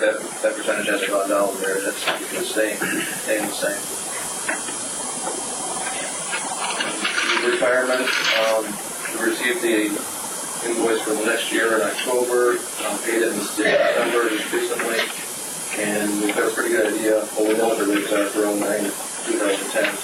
So that's like $130,000 a very solid number there for retirement. Budget for this is, of course, based on wages, so we're going to $126,000. It's going to be close to actual. Workers' comp is $60,000. price modification rate. Right now, as opposed to 12 months ago, a couple of our larger claims kind of dropped off the shelf in the last 3 or 4 years. As a whole control, we haven't had any new claims to replace them. So we're going to have lower rates next year. So I reduce that to 65 and 60. Unemployment insurance, we pay directly. We do not have a rate for that. We have a pretty good idea the past 3 or 4 years in the bridge too, what that's going to cost us. So we're estimating $25,000. Dental care, and vision care, those have gone down to the lower census. We have 2 less than employees than we did a year ago, a couple years ago. Saving us a total of $633,000. They've actually gone down 7,000.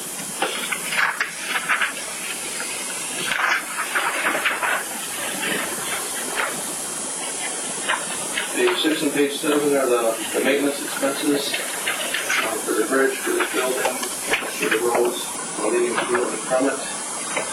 Janitorial has not changed. Building maintenance has gone down slightly.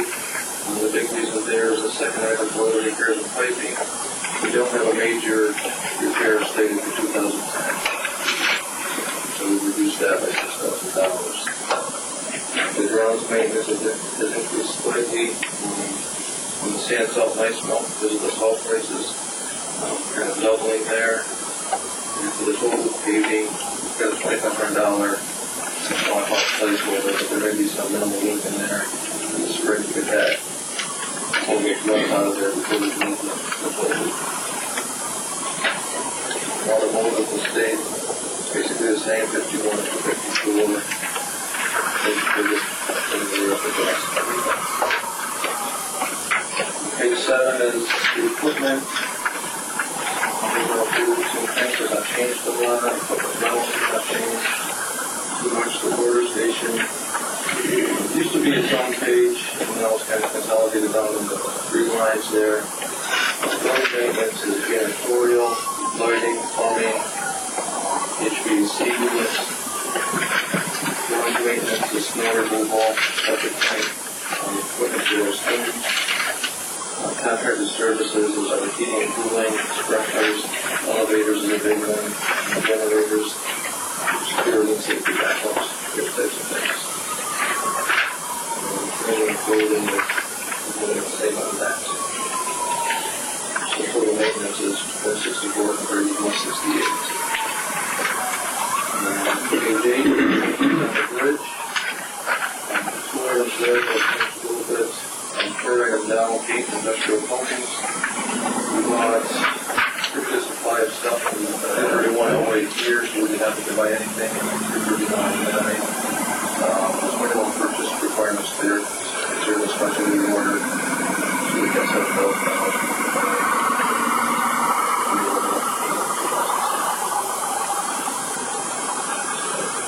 Now, is the medical surveillance down because we're done with that portion of the work?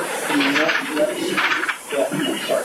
Stripping? No, the medical surveillance is the same. What we found is it's a lot cheaper than I'd estimated here. For the first 2 years, we thought this was a little more extensive, and the hospital's done a good job. I thought it was based on where we were in the process. And so we just lowered that to reflect more of the reality of what we're getting done. So most of that is, Steve, is you have an original screening for the employees that work on the bridge for lead and blood testing and stuff from here. And they're coming back. At the end of the season, they run through the same battery of tests. And the actual cost of most closer to 25 is 35.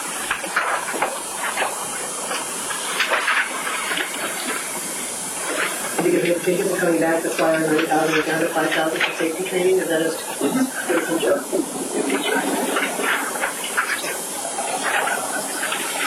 Page 9 is the safety inspection for the bridge. We are all here for the final inspection.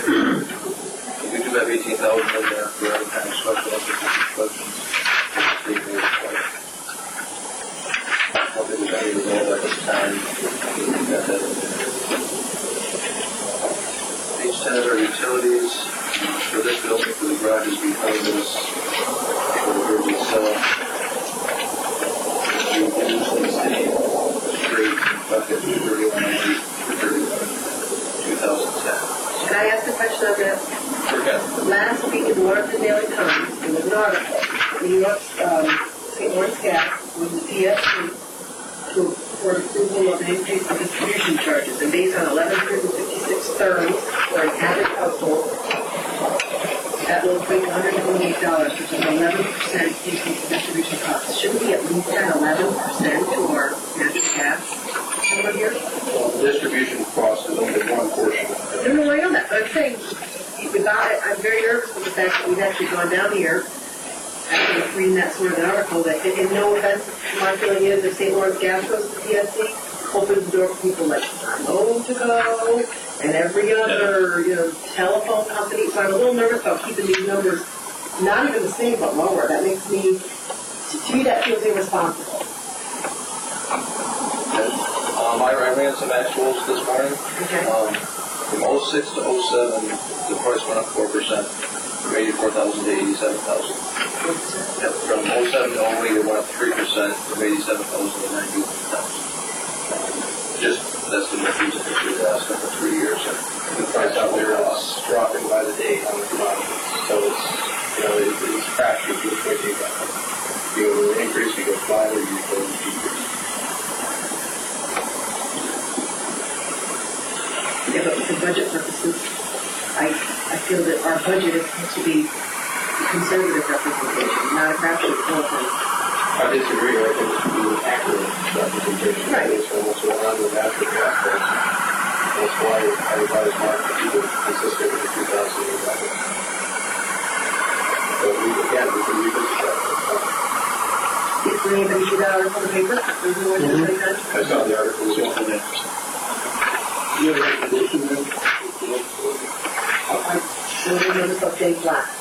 So what would you recommend? Please, at least a 3% buffer?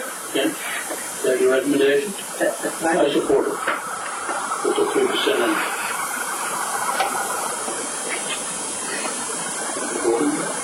Might be close to 3%. Motion was made by Mary, I seconded Even it. by All in favor, signify by saying Well, aye. here's my other question, then. If we do that with this, then do we also move it down the line and go to electricity within a 3% as well? That's what I'm thinking. I think we need to be consistent. So I think we should. Oh, I thought we were talking about across the board. Okay. We talking about the whole utility. thing. Well, yeah, but water and sewer, I don't know. Does water and sewer? The mayor's looking at me. It went up.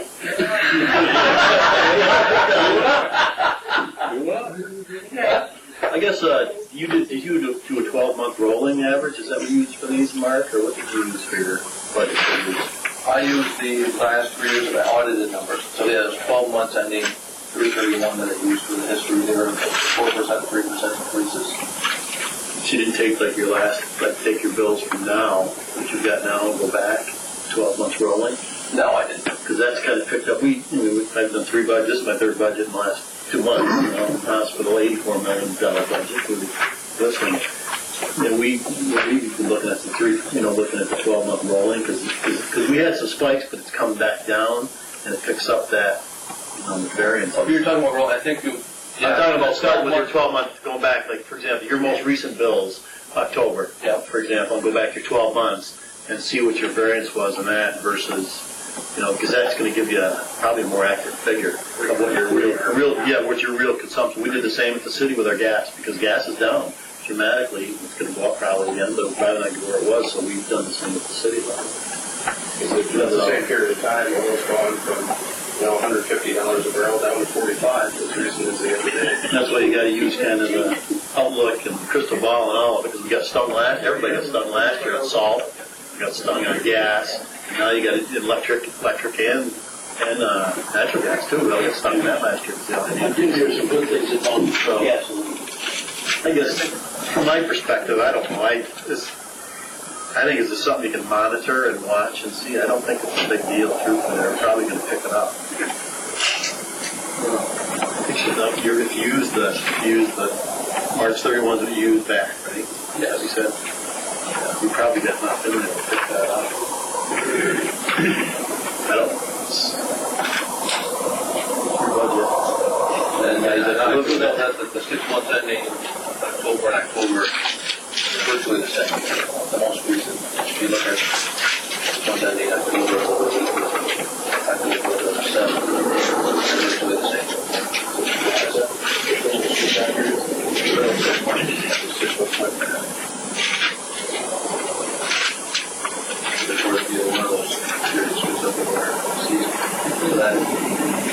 we go with 12-month rolling that.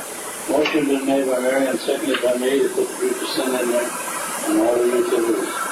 So 93 would jump up to 95 and change, is that what you're saying? 96,000 roughly? All in favor, say so, saying aye. Aye. Aye. Sure. So round numbers, if you take the category from 93,000 to 96,000. Yeah, we're gonna have to do that then, we're gonna have to put that number up in the bridge. That makes sense. At the hospital, our utility cost is such a gigantic number compared to this. I track it by month, by square foot, by day, everything. I've got a formula I use. We track it that close because it's an area you've got to be utilities in there you can control. Every household is tracking everything now. I mean, really, it was good to hear on the news the other day. Up in Syracuse, and they're talking about, as he said, that gas is down to, oil down to 45 a barrel. And this one gentleman said, yes, guess what? People are still using the system that they did. They're not driving their cars. They're not driving them. I love it. Yeah, and maybe, they take on the American people enough, they're all getting on them trains and stuff, whatever they're doing for transportation. And they're not gonna go like they did before back to that car. And I think these people know that. I think it's great to see America moving on. Yeah, but wouldn't it be nice to have a resource like that, which we could have an option up here? But like Bill said, if we don't keep track of this natural gas, I don't do any of it. My wife does. She's on that thing, she watches it every month. She got it last year, $300. Thinking about the late times. That was a gas bill. Need to cut a little more. Move right along. That's why they eat Mark. Move right along. Next topic. We'll find out if the $16,000 annual bill is worth it, right? Tell Sandra to go on the website. She's after them. Oh, not by the phone. She doesn't. Yeah, we use it for it. Yeah, they don't want to cost $4,000 per consumer. Page 11 is the insurance. These are our auto, property, the liability policies, everything that related to the employee benefits, really. Our actual premiums for 0809 are $228,000, and we budgeted a 10% increase for those, going to the $250,000. Since I've done this, our insurance agents gotten back to us expecting the April renewals to be flat. So that, good news is we might be too high in this area. He had no indication of the bridge yet, of course, that comes in July or August. They expected April to remain flat, so I think that's a conservative, but still good estimate there. If you recall, in the after recent years, I was looking for $460,000 a few years ago. 9/11. Page 12 is our advertising, promotion, marketing. 78 last year, 85 this year. The largest area there is travel. That includes a couple of overseas trips for the Great Falls and Sea Trade Missions. $8,000 each for those. The other big factor there is the Joint Economic Development Committee. A good portion of that.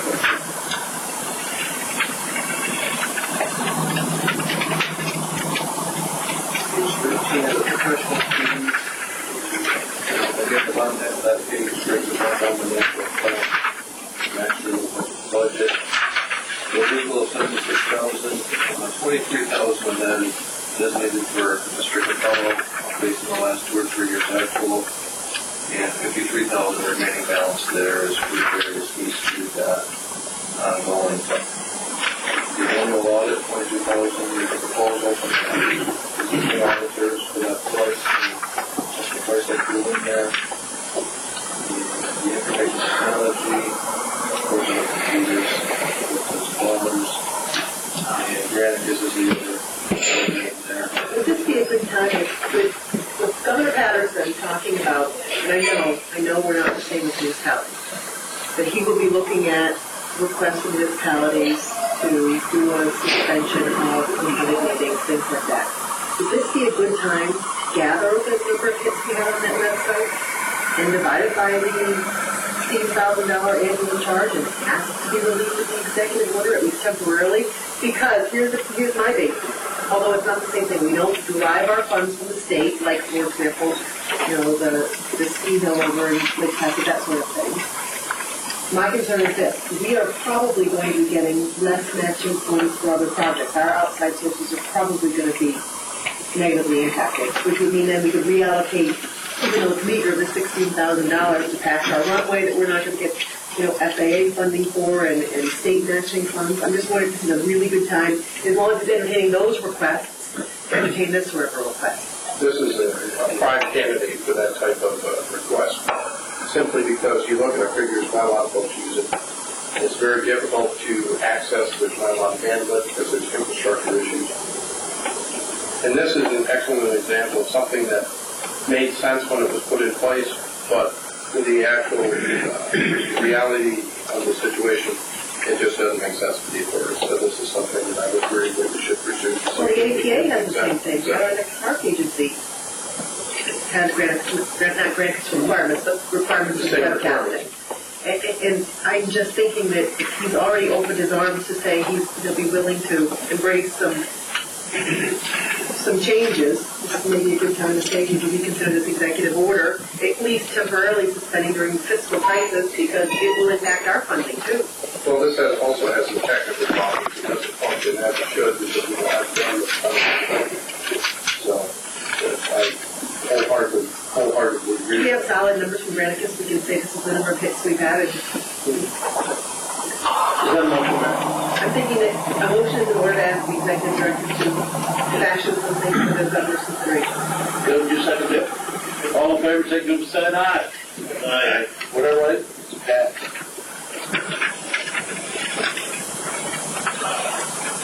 More work to do, Mark. Executive director. Debbie's back there covering you. Debbie's back there covering you. Can you write that down? What was that? We just got to take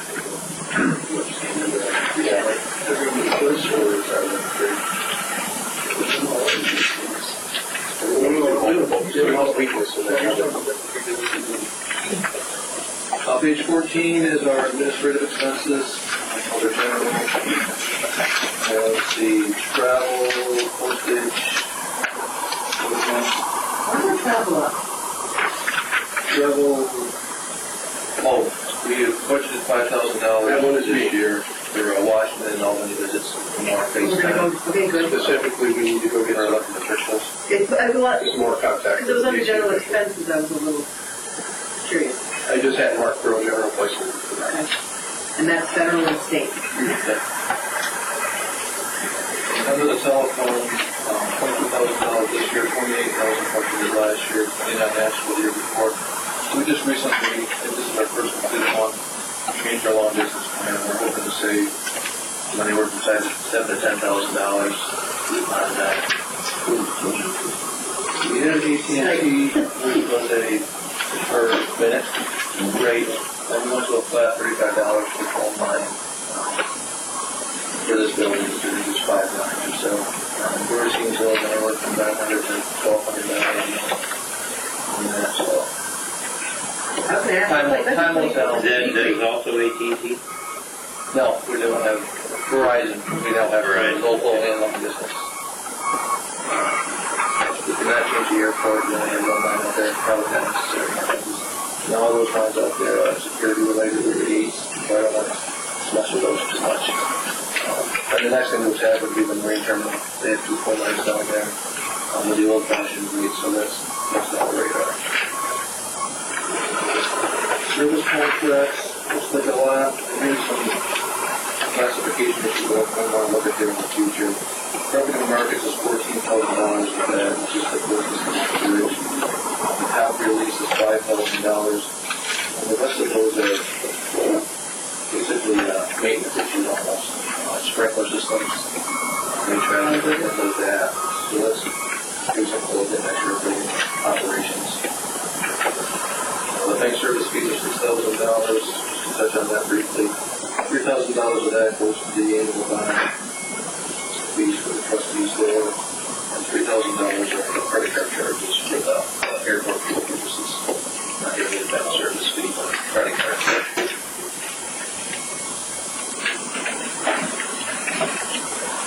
Page 15, the expenses, page 15 is the debt service.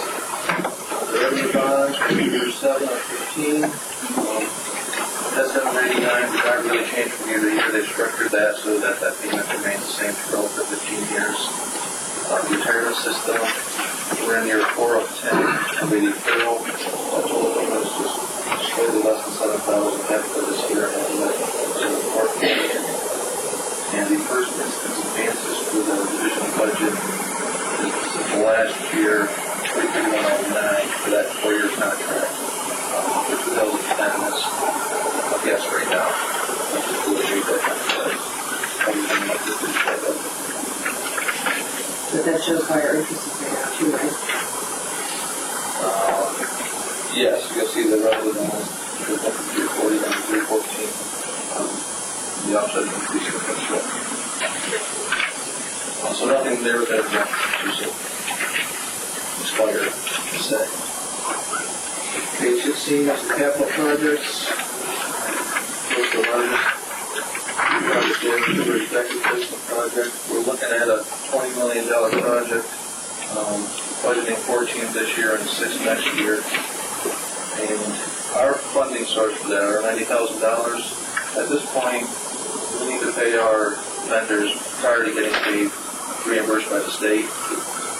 We can handle the small payments, but when we start getting steel invoices and things in millions of dollars, we'll have to have some sort of gap funding for that with the local bank. And I've already talked to some of the banks and I don't think we'll have trouble at all getting some kind of agreement there. So I'm estimating 30 days out at 8%, which 14 million. Roughly at $90,000.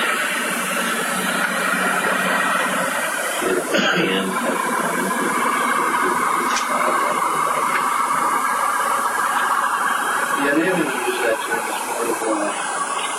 Well, I think it's some anticipation.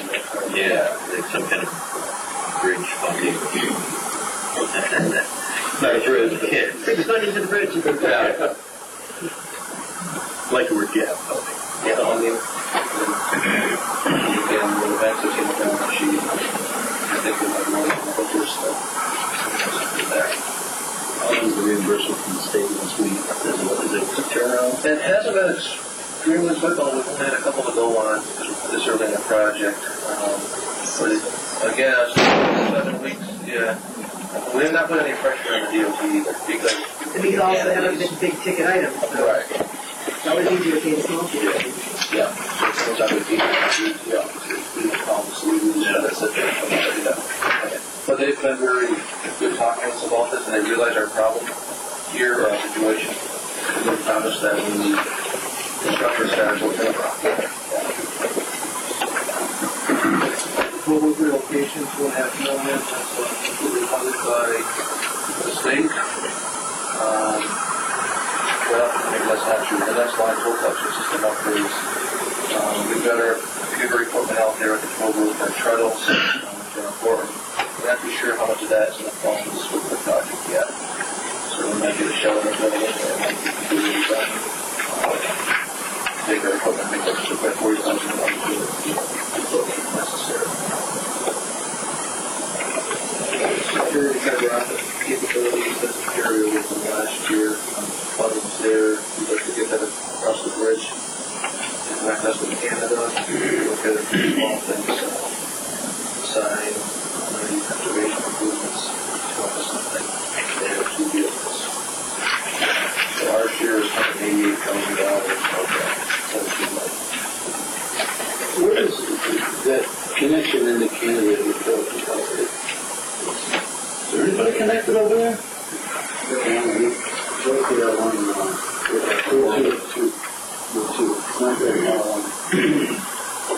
The whole idea. No, but I mean, is there any other bridges connected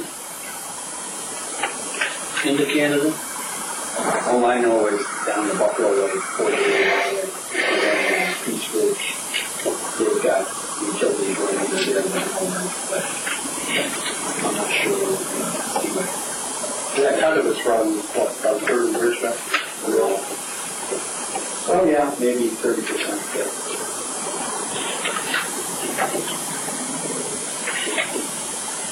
Mark, are these vehicles in addition to the ones we acted on tonight? Yes. Those are the ones we acted on? No, they're not. There is two. Which vehicle would replace? This is the best round. That one would replace, the automobile would replace the 2000 model, and the pickup truck would replace the 92 Dodge. 93 Dodge. 93 Dodge. 93 Dodge is a 2001 Impala. Yes.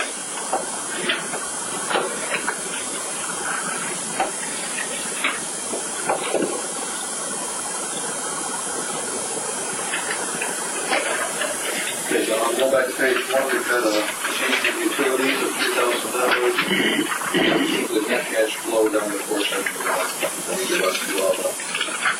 What you get there.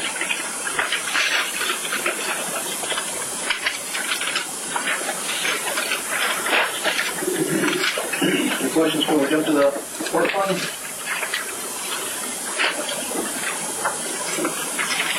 The fourth fund, of course, is our 3 other business segments: the marine terminal, the industrial park, and the airport.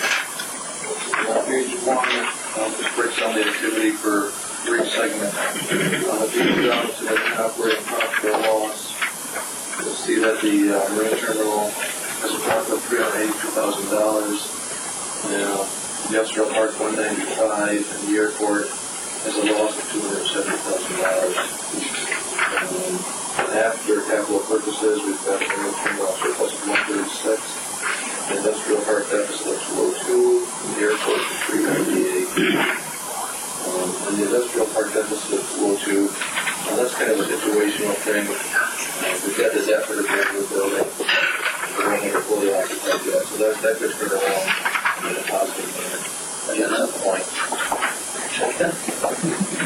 Pressure's on you, John. You say not fully occupied, do we have, We're budgeted a partial year. okay, is it here? And that would be kind of the worst case scenario. And hopefully like that. Page 2 is the marine terminal revenue. The port activity is $840,000 compared to $707,000 last year for this current year. And just to run through that quick, we have salt estimated at 150,000 tons, which is $670,000 of gross revenue. We've got a new customer this year, Greenfield, right here across the river. Minimum 30,000 tons we have a contract for. We expect half of that to flow through, which will be $111,000 of the $840,000. We have some 3,000 tons of commodity antimony. That would be $18,000. And we have unspoken for other commodities at 6,000 tons. We're estimating $42,000 of that, which is the $140,000 total gross revenues. Comparison to last year, we only budgeted for 45,000 tons for salt. We're just missing $60,000. We did not have to budgeted last year at all. The warehousing, this is an annual contract. ACO, of course, recently, Hoosier is still picking up space in our buildings. And the minimum tonnage agreements is new this year. That would be the other half of the tonnage. The minimum tonnage would be 15,000 tons. And the rate of contract would be $1,000.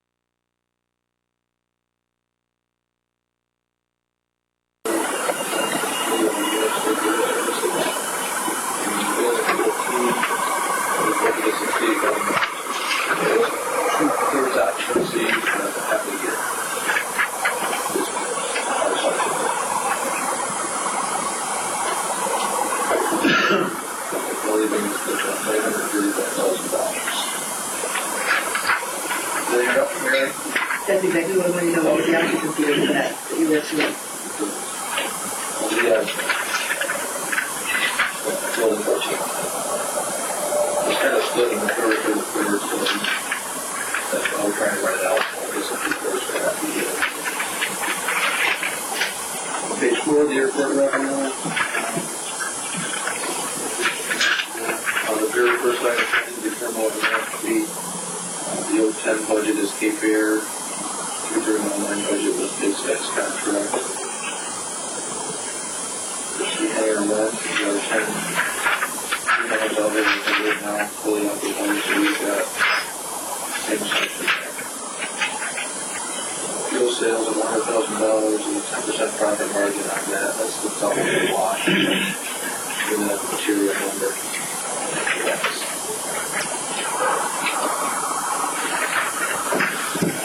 Yeah, those shoes, that's $3,000 for credit cards. And that's why you're saying you're approaching between the cost of sales and, Well, think about that. and the cost for the pumps and monthly fee, some of that stuff, But it has to either. Page 5 and 6 are the same salary we looked at earlier. Again, the temporary longshore, but has increased by $32,000 based on increased activity. Page 7, we're talking about employee benefits, health insurance, collective retirement. Page 8 is the maintenance the second line there, buildings in the grain terminal. You'll see in 33108, the expense was $28,000. 13 of that was a unexpected roof repair from storm. So that's why you'll see that actual being so much higher 2 years ago. Insurance covers that, roof damage? We did not. The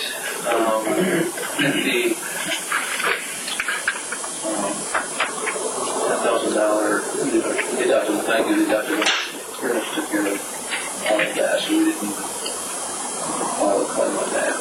We did mention that to our agent, decided it wasn't a component with the dog. So, we're down from 49 to 38, or 54 to 38. Our budget, is that based on those things? No, Mary, last year we were up so high because we rented it as a loader. Because of our... No, so we had, because the other loaders were so heavy, we actually had a rental in there over the salt season last year. And basically that difference right there is that we got a new loader there and we're pretty sure. When does Mary get to drive that? Page 9 is the maintenance for the industrial work. Improvements, as well as changes there.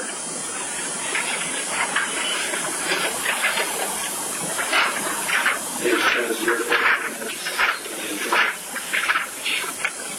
How's our editorial working out? We changed it around a bit. We got a house with our janitorial. How's that worked out? well, that's for this building. Right. Yeah. You Okay. can see the room. Yeah. It's working out. Some dust issues. Yeah. No, it's Come to all of our houses, huh?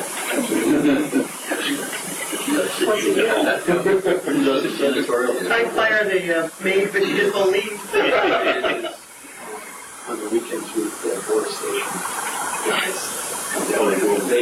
Because everyone's here Saturday or Sunday, they can pick a day, or Saturday or Sunday, and go to work, so we can ship it on Tuesday, and then on Wednesday, go home and are up there, so they come down for 2-3 hours, tighten up everything, and then shave and mock, or they can take the service. You can have it anywhere else, but we're doing fine. Save lockers. When social security goes away, then they throw them all down, and they throw them in. It's working out okay, Rick, right now. Okay. I didn't say it's working out great. Page 11, security, safety. Your training, physical line passenger, running, we're not recording up there, coverage out there for every flight. So as opposed to doing it on site as we've done the last couple of years, we're probably sending a few people in there now. Rochester to have that training for $4,000. And the Leo coverage is the city's police force covering the flights at the airport. And we have a contract in there, $15,000 cost there. So $19,000 is a pretty concrete number. Yeah, let me just speak to that briefly, how that works. What we did through Road Branch for basically 5 years of funding covering law enforcement coverage. We got the money on that. We passed 100% of that through the city. Anything on the overtime is split 50-50 between the city and the Bridge and Forest Board. So let's take this is $50,000. On the ARC coverage, if I hear correctly, because they're non-passenger planes, that we don't have to do that. That's correct. We still have to maintain the capability, but we do not have to provide our coverage on every single flight.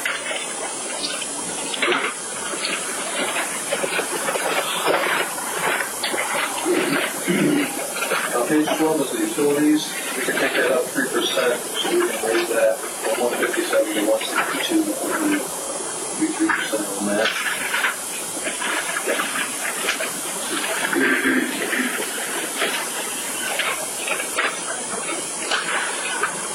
Page 13, we talked about insurance already.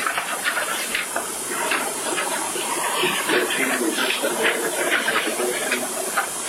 Page 15, we done professional fees.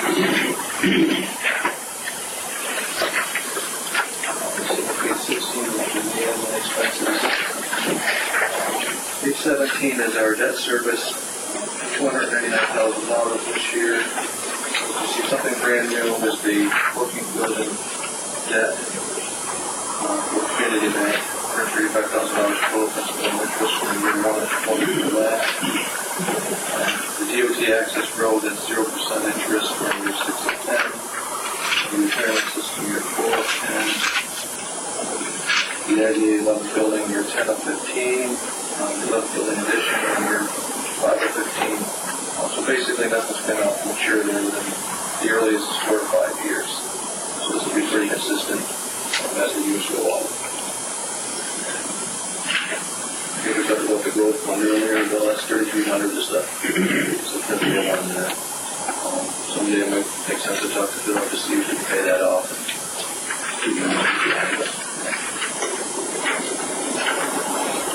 The 18 to 19 is capital. The airport.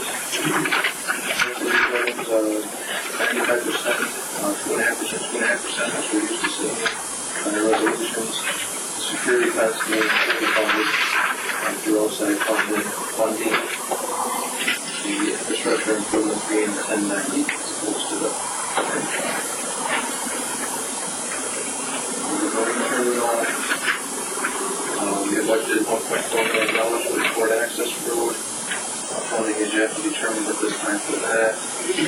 Security improvements, there's a grant in place for the $296,000 there, and it's a 25% match, which is our $75,000. Railing equipment, the Bobcat, moving some power lines underground for $60,000. Then the paving you see in the marine terminal and industrial park has been carried over a few years now. It's 45 in the marine terminal and 70 in the industrial park. Roger, that was one of the other.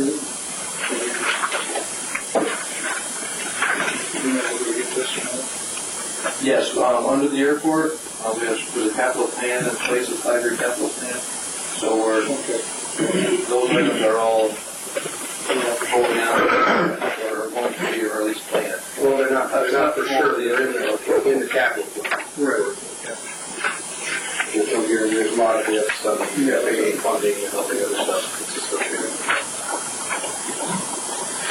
These operate as placeholders until we get resolutions to actually spend it. Hopefully, it's by the 40. Again, for 2010, the railroad improvements, when we had a match, so that's one over outside funding.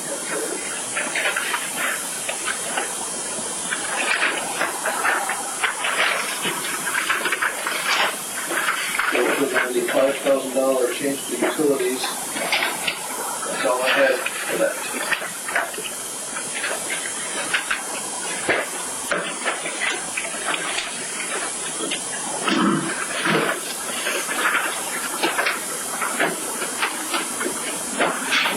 at the end of this, we make our motion to, with those 3% changes, to have you submit this? Yeah, that'd probably be the safest thing to do for the councilors on it when they come back to see the Review it, move our submission. I make a motion. Second by Bill. All in favor, signify by saying aye. Aye. Good job, Mark. Good job, Debbie. Thank everybody for the work on the budget, a lot of work's gone into it. I should have seen today. You took an hour late, got your idea out of that? Just work was at 3 o'clock? No.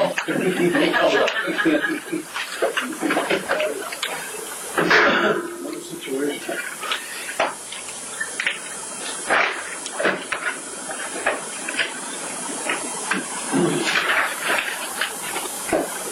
There is a need for executive session this evening. Topic is litigation.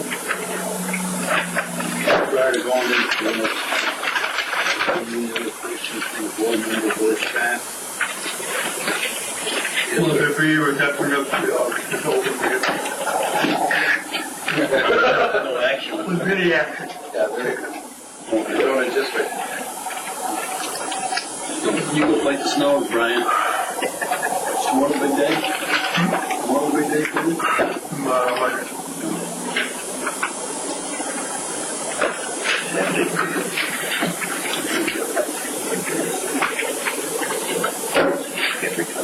We have a motion for executive session. So now. Motion made by Sal. Seconded by Stan. All in favor, signify by saying aye. Aye. They all. Good luck to you. If it comes out of the executive session, Brian, you will be called. Andre. If something happens, we'll call you. Yep. Good luck, Brian. Come on.